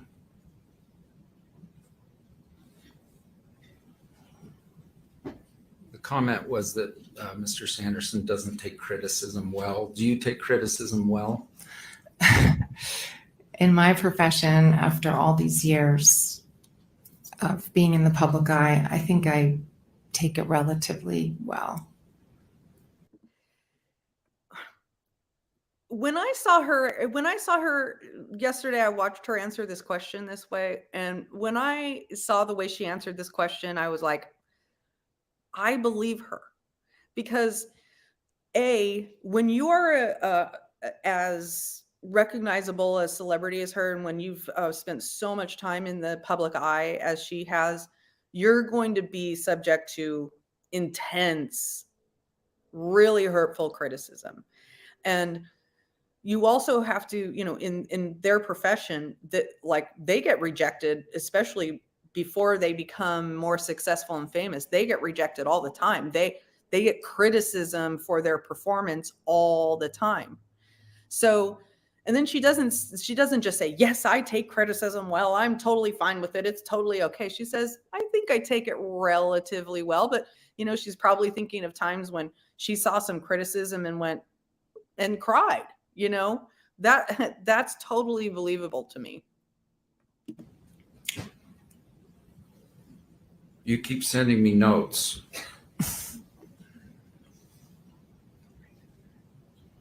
I didn't cause these damages.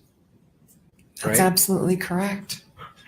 Do you feel some empathy for Mr. Sanderson and his declining brain? I really do. I feel very sorry for him. It seems like he's had a very difficult life, but I did not cause the accident, so I cannot be at fault for anything that subsequently happened to him. So his daughter got up and said he was cursing out her daughter. Did you hear that? I did hear that. Did you cause that? I did not cause that. Did you give him brain injuries that were evident on his MRI in 2006? I did not. All right, let's start on a happier note. Let's bring up that picture of you and Moses. So at this point, While that's coming up, did you personally take a selfie with you and your son? I take selfies with my kids all the time, yes. All right, and we're going to pull it up in just a minute. You know what picture I'm talking about. Did you Yes. personally take that photo I did. on the day at issue? I did before the accident. Okay, and it's hard to tell who the 9-year-old is there. Thank you. Are you on the right or left? I'm on the right. And Moses is on the left. Yes. And are you going up the ski lift? It looks like it. This is Defense 86. If we haven't moved for its admission, I would like to do so. he's going to bring up another. Evidence 86 that's is like a received. large And, poster board. I notice you have a helmet on there I do. and goggles. Yes. Did you always that day while on the slopes? Yes. Mr. Ramon testified, for instance, you were not wearing a helmet or goggles or any face covering whatsoever. True or it's not true? I think you can see the evidence that I was wearing a helmet and goggles. So answer my question, please. Sorry. Is it true or not true that at the time of the collision and in the aftermath, you were or were not wearing a helmet I was. and goggles? Correct.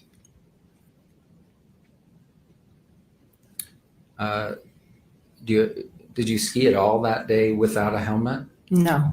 Is that for anonymity? I'm saying it wrong. Anonymity. Thanks for saying that. A And lawyer also can't for pronounce safety or both or what? It's for safety primarily, but yes, I like to, when I'm skiing, try to keep a low profile.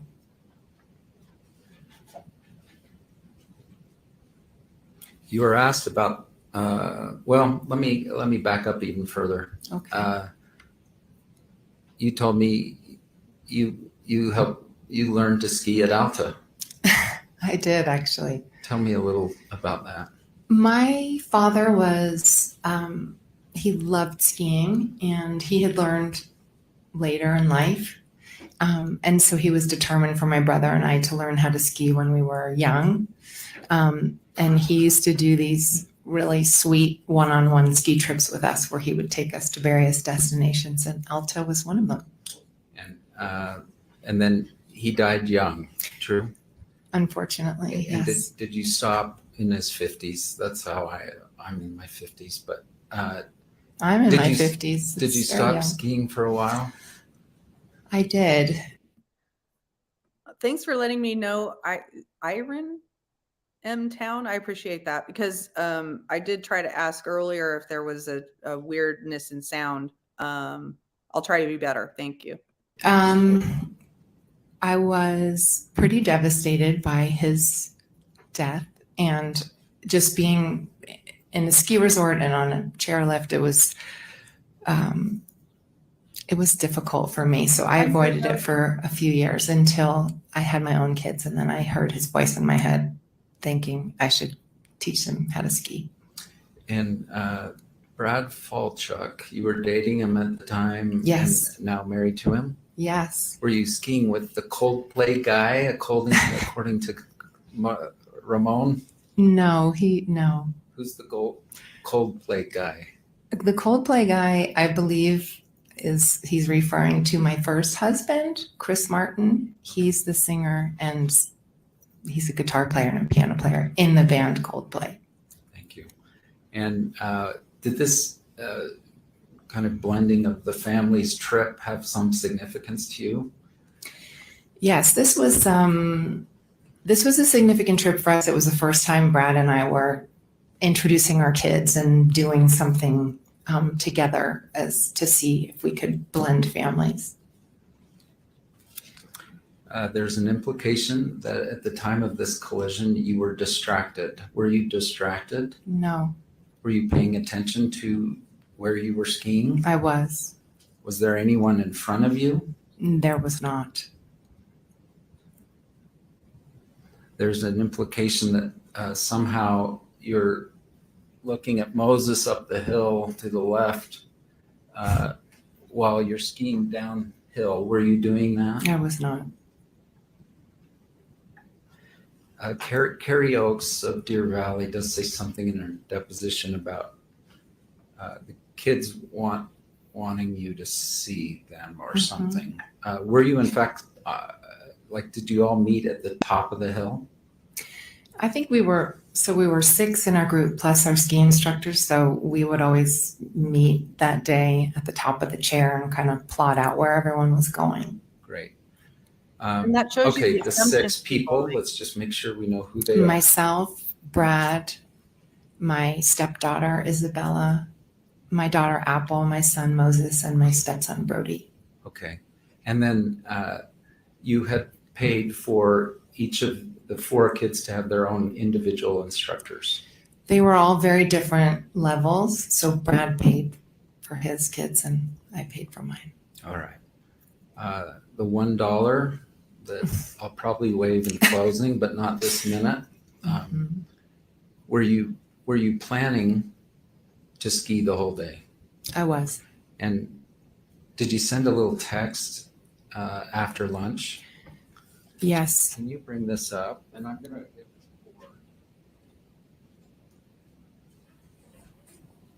Has it been admitted? So D, good question. Here comes the poster board. The text. Any objection?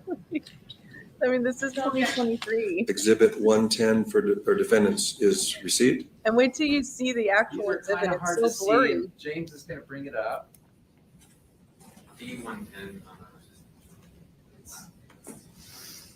Okay, Mary Rose, if she was assaulted by 83A Weinstein, is the better copy, I guess. the immediate reaction to being touched So back one of you is have much the more, defense binder credible there. to me. I just have my deposition. And so, let's give her ours. I'm gonna hand you this binder. Can we move to admit 83B? No objection. Defense Exhibit 83B is received. It's a little hard to see. Okay. And James, can you blow up the last sort of, yes. I think we need to go back just a little more to put a date on it. Do you recall I asked you, hey, did you text anyone that day? Do you remember this? Yes. And this is your own personal cell phone copy? Yes, it is. Okay, and there's a date.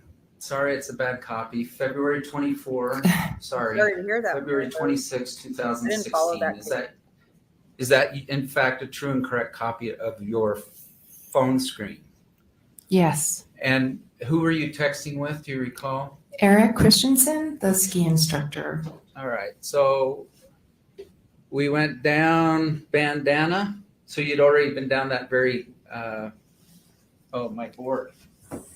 I'm gonna get my board. Look at in case it's a this. better copy. Doop, doop, doop, doop. All right. Okay. Cool. Which one's you on the right or left? Do you know? The green. Eric is the green and I'm the white. Okay. Cool. We should take north side up ? That's you. Mm-hmm. Okay. Let's go back out. And in the afternoon, let's go with the. Okay. Let's keep going down. Oh, let's go Ruby left. So you're coordinating a little bit Yes. on the mountain in real time, correct? Yes. And then,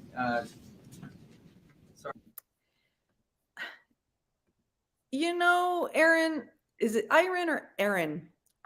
In my experience, celebrities don't put themselves through trials for the attention gained to be profitable.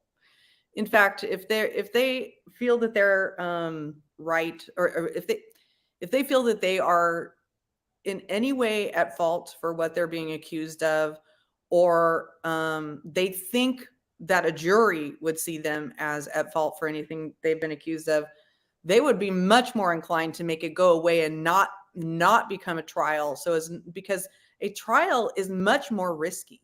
It's much, much more risky to go to trial than to pay for it to go away.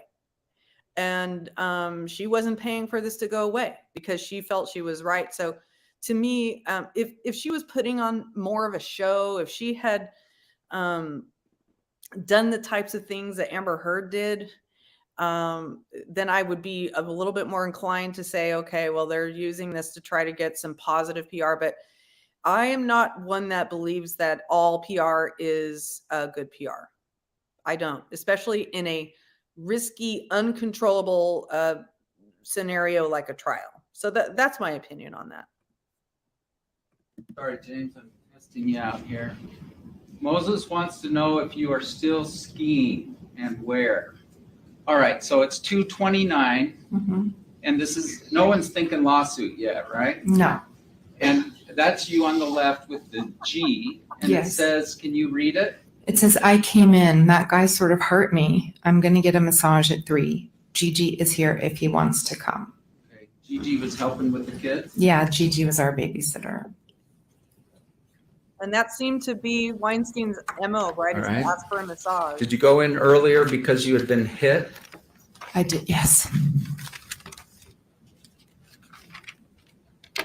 Did you personally pay for a ski pass at Deer Valley? I did.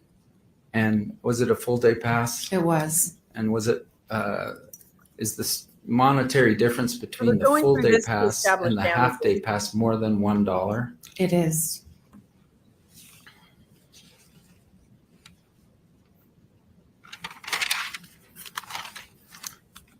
Ms. Van Orman kept saying when you were allegedly hit. Were you hit? I was hit. The definition of an assault is an unauthorized touching. Yes. Did Mr. Sanderson touch you in an unauthorized? Hey, Canadian cat lady. I want to actually point out to people, thank you very much for letting me know. Sometimes YouTube's notification system doesn't work very well. And if you've set notification for my videos and you're not getting the notifications, sometimes it's good to unsubscribe, subscribe again, and then reset the notification bell. So I'm just letting you know that, Canadian cat lady, and anybody else that might be happening to for my channel or any other channel. That sometimes tends to happen. I just had a conversation in my comment section with another subscriber like this yesterday. So I just wanted to point that out. I mean, all the griping about photos and facial expressions during the case. Oh, I see. Most Anglophones say Aaron. Oh, okay. And plenty of my countrymen in Norway mispronounce it. So I'm not that fuzzy, but the I is meant to. Hey, Aaron. Okay. Thank you.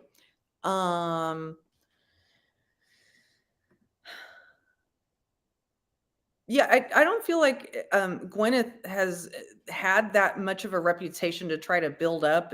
She has kind of a neutral reputation. She might seem a little bit too crunchy and wooey like to some people, and Goop seems like kind of a weird website. But anyway, Authorized manner. May we approach? You may. oh, I'm sorry, Canadian cat lady. I hate being a wreck. I know how it feels. I'm sorry about that. Dane, you should disregard the question. Did he touch you without your permission? He did. The sexual part, by the way, that's just for a split second. You're thinking, what's going on here? Yes, I was trying to put together what could possibly be happening behind me. A scream. I think there are a couple witnesses that said they heard some noise. Yes, when we fell. Is it impossible you let out a noise upon being hit? I think it's impossible that I let out a noise upon being hit because it was a very slow move. It wasn't an impact. The impact came when we fell on the ground. So it's very possible that when the impact was made, I screamed, but I do not recall making a sound until we were falling or on the ground. Okay. So a collision, when I think of two skiers hitting each other, I think of a hit and then a sort of separation between the two. Yes. Is that what happened with you? No, this was very strange. It was a slow in between my skis with his skis, and then like 1,000, 2, 1,000-ish, and then a fall. The defense has prepared an animation exhibit that will be shown next week. Have you personally reviewed that? I have. And does it accurately state what you believe has occurred that day? Yes. Now, it's not precise in the sense that it's not actual video of the event, right? But it does a good job of sort of setting the stage Yes. and animating what occurred. You're welcome. Maybe I hope you specific feel better. clarification as to what part of the animation he's referring to. Agreed. It's sustained as to vagueness and Sure. therefore relevance. Sure. Have you seen the animations? I have. All right. Not every witness saw everything. Fair to say? Fair. All right. For instance, You didn't see anyone in front of you, but you felt someone behind you. Yes. So you wouldn't possibly know, for instance, where Sanderson was coming from. No, he was behind me. I'm trying to satisfy the Pardon me? prior. Objection leading. Sustained?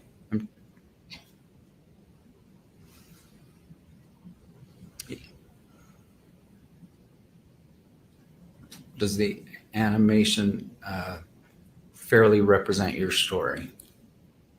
It does.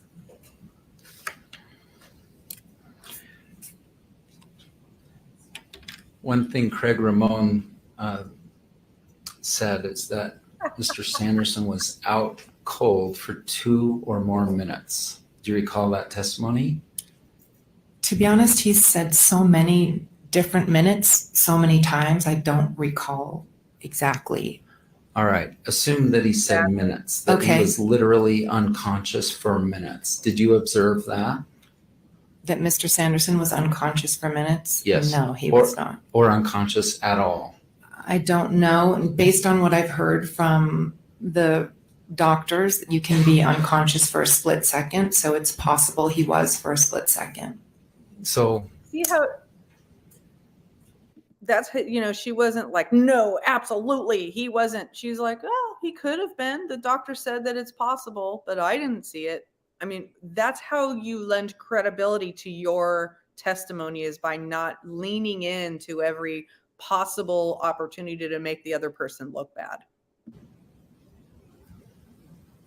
where were you as you go down the hill? On the right side of Bandana, Was there a reason you were there? I just tend to try to, especially on a crowded run, I was trying to ski, a little bit to the side and make turns. Were you being an aggressive skier? Like, I'm going to go as No. fast as I can to get This down. is a green run with lots of families. Absolutely not. It's a green run, but it's not a bunny run, right? It actually, I mean, it's one of your favorite runs? It was one of my kids' favorite ones. They were learning. Gotcha. Because it comes down quite a ways. It does. It's a nice long run. And was this toward the top? Do you recall? It was toward the top, but not at the top, if that makes sense.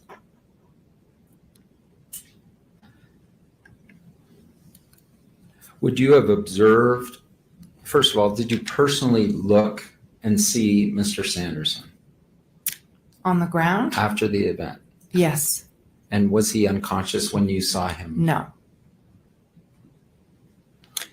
Then I know, they're that was saying so Eric Christensen, the Deer Valley person, came over. Mhm. Did you observe that? I did. And they're saying that he yelled aggressively toward Mr. Sanderson. Did you observe that? He did not yell at Mr. Sanderson, no.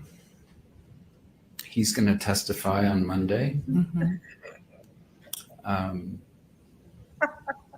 From your interactions with Mr. Christensen, is that consistent with his personality to be aggressive like that? Objection, Your Honor. Calls for character evidence. Sustained? How many times before had you interacted with Mr. Christensen? Well, it's a while back now, but I know that we had him teach my son Moses on at least one other occasion. He was always incredibly kind, very patient. My son was a beginner and frustrated that he couldn't ski better faster, and Mr. Christensen was incredibly patient and sweet with him. He's a high school art teacher, I guess, on the side, or Yes. one of the other. He makes pottery. There was an early comment about a hit and run. Did you hit and run? Absolutely not. And Deer Valley was dismissed on that. Was a prior party and was dismissed. Do you recall that? That's correct. I think there was an allegation that Eric Christensen did some funny business with the paperwork to protect you, his paying client. Objection, Your Honor. Relevance. Sustained? Did you? Canadian cat lady, they can be called both. A run and a hill are basically, it's a ski run. or a hill. Go down the hill. That in skiing parlance, that's how people usually talk about it. Expect Eric Christensen to falsify his paperwork? Of course not.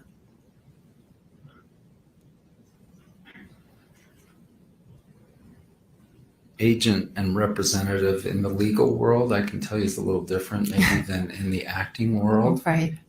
Wasn't This Emily idea playing this that live? I don't know how she was able when to. Eric told me to leave, Mm-hmm. I felt okay to leave. Yes. Just comment on that. Was that a cover up? No, certainly. Your Honor, relevance? Sustained.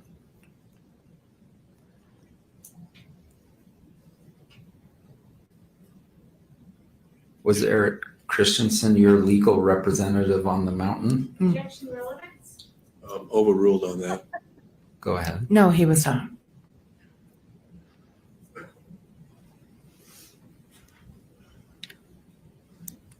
Did you stick around for a while after the collision? I did indeed.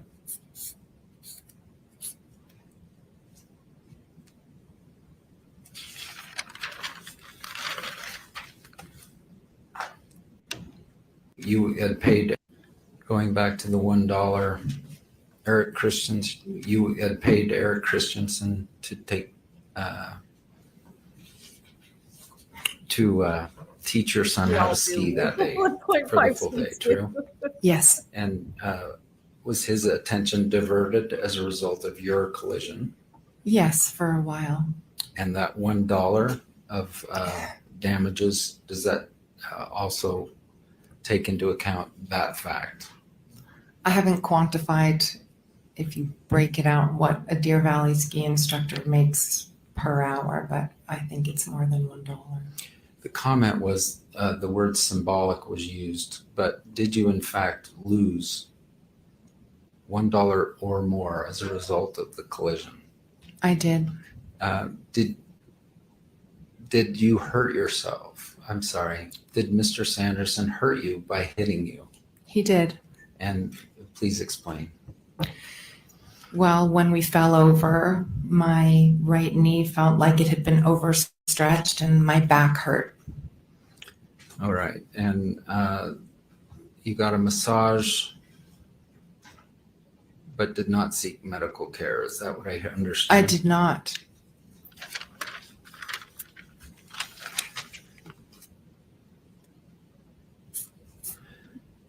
Wow, he is just. Say words to the effect that he heard and turned. Mm-hmm. Ramon similarly said that, didn't he? I believe he did. He wasn't focused just on Terry right before the incident. He heard and turned and saw them go, a group go down, correct? That's what he said. Sustained. Yes, Oh, I've noticed a Let lot of the black. jury remember then. Describe that question as that wasn't even a question. Yeah, the question, the answer, and the comment afterward are stricken. You should disregard. Moses and Apple are coming and Brad on Monday morning. They are.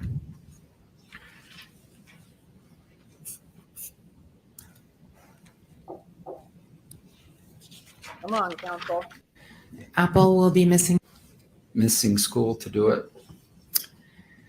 Apple will be missing school, unfortunately, and Moses will be on spring break, so he will not be. You've heard, next week you will hear from our experts, but do they 100% support your version of what occurred? Yes, And I said your version of what occurred, but I do mean to say what occurred. You know what occurred, right? I absolutely understand, do. River. I was there. When they say, did anyone witness this? And Mr. Sanderson doesn't really remember things. You remember things, don't you? I do. Sustained. I agree that sometimes the way Gwyneth Paltrow answers her questions and her kind of like, yes, and I do, it comes across off-putting and a little above things. I think a lot of times people will look at a famous person and assume that because of the way they're acting, they're being condescending and belittling. So, in some cases it's true. In other cases, it's just that's just their personality and way of communicating. So you don't know for sure. But I can see why somebody would think that. Jane? Were you knocked out? I was not knocked out, no. Do you have memory loss of the event? I do not. I mean, it was a long time ago, but That's fair. One moment, please.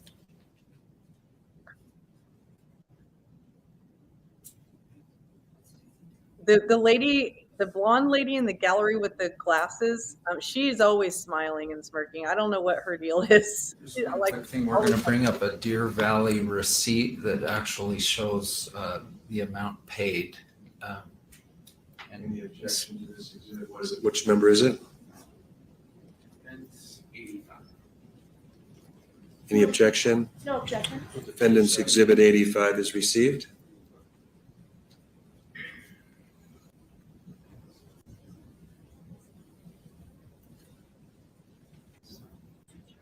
There's been no objection, unaddressed if we needed to, but it turns out we don't need to. So there's been no objection. And James, would you bring that up?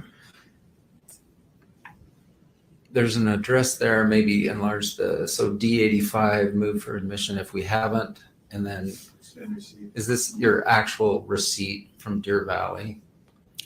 yes. And it's in that binder in front of you if you need to look Okay. at it. What number is the Yes, exhibit? let me come get that. You. I can see it. The tab between the four of you for 4 kids, couple days, nearly $9,000, eh? That's what they charge. I think again, there's this assertion that because you were paying Eric Christensen, you expected him to lie for you. Do you, This characterizes questioning, insinuations, or evidence. Overruled, the jury will recall the evidence or the questioning and the answers before. all right. Does that mean I don't? You can answer. So Did you expect Eric Christensen to lie for you? absolutely not. But he was on your payroll, wasn't he? But this is what Deer Valley charges. So anytime you go and you ask for a private instructor, that's the fee, unfortunately. Skiing is damn expensive. Okay, and we'll let Eric talk about this on Monday. Okay, Those are all of my questions. Thank you. thank you. Thank you. Ms. Van Orman?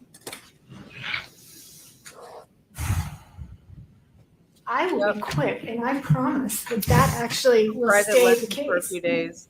If I can find my glasses. All right. Just to follow up on a couple things you were just asked about. You were shown the text message, I think that's on that board there. Yes, And counsel had asked you, that text message was made before there were any lawsuits going on, right? it was. Okay, so are you aware that Mr. Ramon reported to the ski patrol that you hit Terry in the back about 10 minutes after the crash? I don't understand the question. That's not in evidence. 10 minutes Are you aware that Mr. Ramon, about 10 minutes after the accident, reported to ski patrol Oh, that you wonderful. struck Mr. Sanderson in the back? I don't think so. Okay, if that report was made, 10 minutes after the crash, that was long before a lawsuit was even contemplated as well, isn't it? Yes. You mentioned about keeping a low profile. You like to keep a low profile When skiing. when you're skiing, correct. Does screaming at the top of your lungs profanities at Mr. Sanderson when he's on the ground keeping a low profile? That was such a ridiculous question to me. Like, it's not taking into any account a natural, normal human response to thinking that she's being hit. After an incident like that where you feel hurt and violated, unfortunately, adrenaline can take over and emotion as well. Okay. And counsel had asked you about touching you without your permission. I just want to make clear, we didn't do the little Dance. Dance. Thank you. Yeah, the little dance. But when I tried to reenact it with myself, which is, I'm sure I'll get crap for that later from my children, it was the front of his body that you believe touched you, right? Yes, Not his arms, not his hands. correct. Okay. And when you guys fell to the ground, you landed on him. He did not land on you. That's right. Okay. All right. You screamed when you fell? What I remember, the first time I remember yelling was at Mr. Sanderson after the accident, but it's possible that I could have yelled when we were falling. Okay. And then you've described and you've kind of put with your fingers how Mr. Sanderson's skis went in between yours. Do you have any explanation how somebody... I really don't like the look on Sanderson's face, you know, while she's up there, but also Gwyneth had some telling facial expressions while other people were testifying as well. So it's hard for opponents in cases to not have facial expressions that make them look bad during a case. So, you know, lawyers are usually train their clients not to have any reaction whatsoever while, you know, while they're sitting watching testimony. But, you know, obviously on both sides, that's hard to do. If you're moving, because you were moving, right? Yes. He's moving. Yep. How somebody could, I'm just going to call it thread the needle, stick. How can somebody, as they're moving down this hill, have the ability to put their skis in between yours when they're like 18 inches apart? Not like you. I don't know, but that's what happened. Okay. You testified that this was a crowded run. There were people on the run. Okay, but you've just said when I asked you questions earlier, nobody was in front of you. Nobody was directly in front of me, no. Okay. Were there people in your vision in front of you? There were people on the run. Okay. It was crowded. It was, I think it was moderately crowded on that day. Putting words Okay. in her mouth. And some of the people were your daughter and Carrie Oakes down below, and your son and Eric Christensen to the left and up a little bit. I believe so. Okay. And you've mentioned that Mr. Christensen was kind and patient with your son. He was, Okay. very much so. All right. You did pay him a lot and tip him well. I paid Deer Valley Resort. I don't know what the resort pays their instructors, so that would be a question for them. Do you tip Mr. Christensen well? I hope so. Okay. Me too. But I would hope also if you're going to use this, you'd had him as an instructor before, right? Yes. Okay. You would expect him to be kind and patient with your son. Well, he was kind and patient the first time, which is why we asked to have him again. Okay. Great. You said that you stuck around, Mhm. but while you stuck around, you never asked Mr. Sanderson if he was okay. Correct, because he had hit me and I was very upset. That makes sense All right. to me. You still didn't think it would be appropriate to ask somebody if they're all right? Nobody he didn't appear to ask her if she was all right. I mean, so since he didn't ask her if she was all right because he thought he's maintaining that he was the one that was hit. So why would this she believes that he's the one that hit her. So why should she be expected to check up on him? You know what I'm saying? I mean, so I don't know why they keep trying to press that point. Mr. Christensen asked if he was okay, and he said he was, meaning Mr. Sanderson. I think you said that he mumbled it. He said, I'm okay.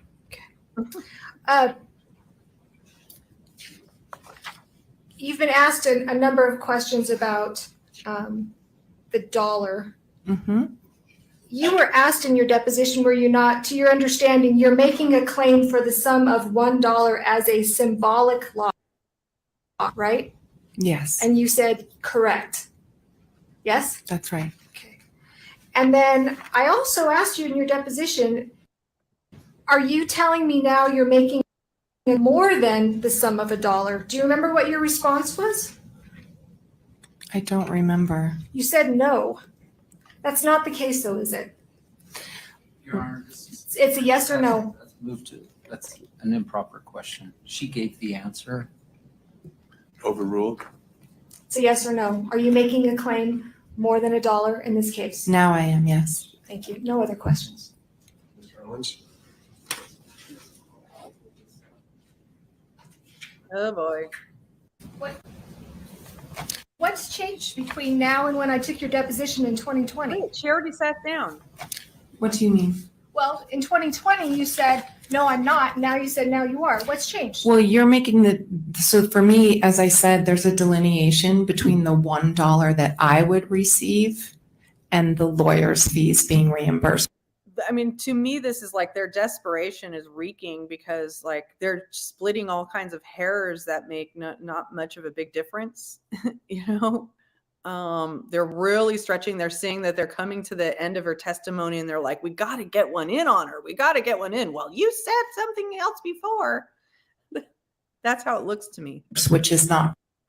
Okay, so then you're not changing your position. No. Okay, so you've always been seeking more than $1. At the time of the deposition, I was seeking $1 for myself. And I don't recall at the time of the deposition if we were also asking fees reimbursement. I don't know why it keeps I'll stuttering. represent to you that that was pled in the counterclaim. I could show you a copy if you'd like. I'm sure. Do you disagree with that? Do I disagree with? That in the counterclaim where you assume how I got involved on this case, Yes. that you had asked for $1 plus attorney's fees? I am asking for $1 plus of attorney's fees for that they're being paid. And from day one since you filed the counterclaim against Mr. Sanderson? You were at the end. Yes. Thank you. And, you know, I believe that actually her lawyer at this point gets up and starts asking more questions, but they're not very relevant and it wasn't super exciting. So I'm not going to keep going into it. And her lawyer is pretty annoying. Almost all the lawyers are pretty annoying. So all told, I think that, you know, in cases, in civil cases and in criminal cases, when the defendant is the one on the stand, it is extremely risky. Like most criminal lawyers will recommend that you do not testify in your own case if you're being accused. And, you know, likewise with this, they probably weighed the options. Does she testify or does she not? And I think, in my opinion, they made a good decision for her to testify because I think she did a really good job. Now, there's more to the case coming. There's going to be more witnesses coming, more testimony. So I'm going to withhold my judgment on who should win in this situation. But I'll tell you this. It's not the lawyers. If either of them wins, the lawyers really didn't help a lot, at least in their courtroom performance. So anyway, thank you all for joining me and hanging out with me as I go through this. Please hit the like, subscribe, consider becoming a member. I'm going to be doing some more true crime coverage next week, and my schedule might be a little bit off because I'm planning a visit with my kids, but you'll see me soon. I've got more to come. So thank you very much for your support and have a wonderful rest of your day. Peace out. Thank you all for being here. Bye.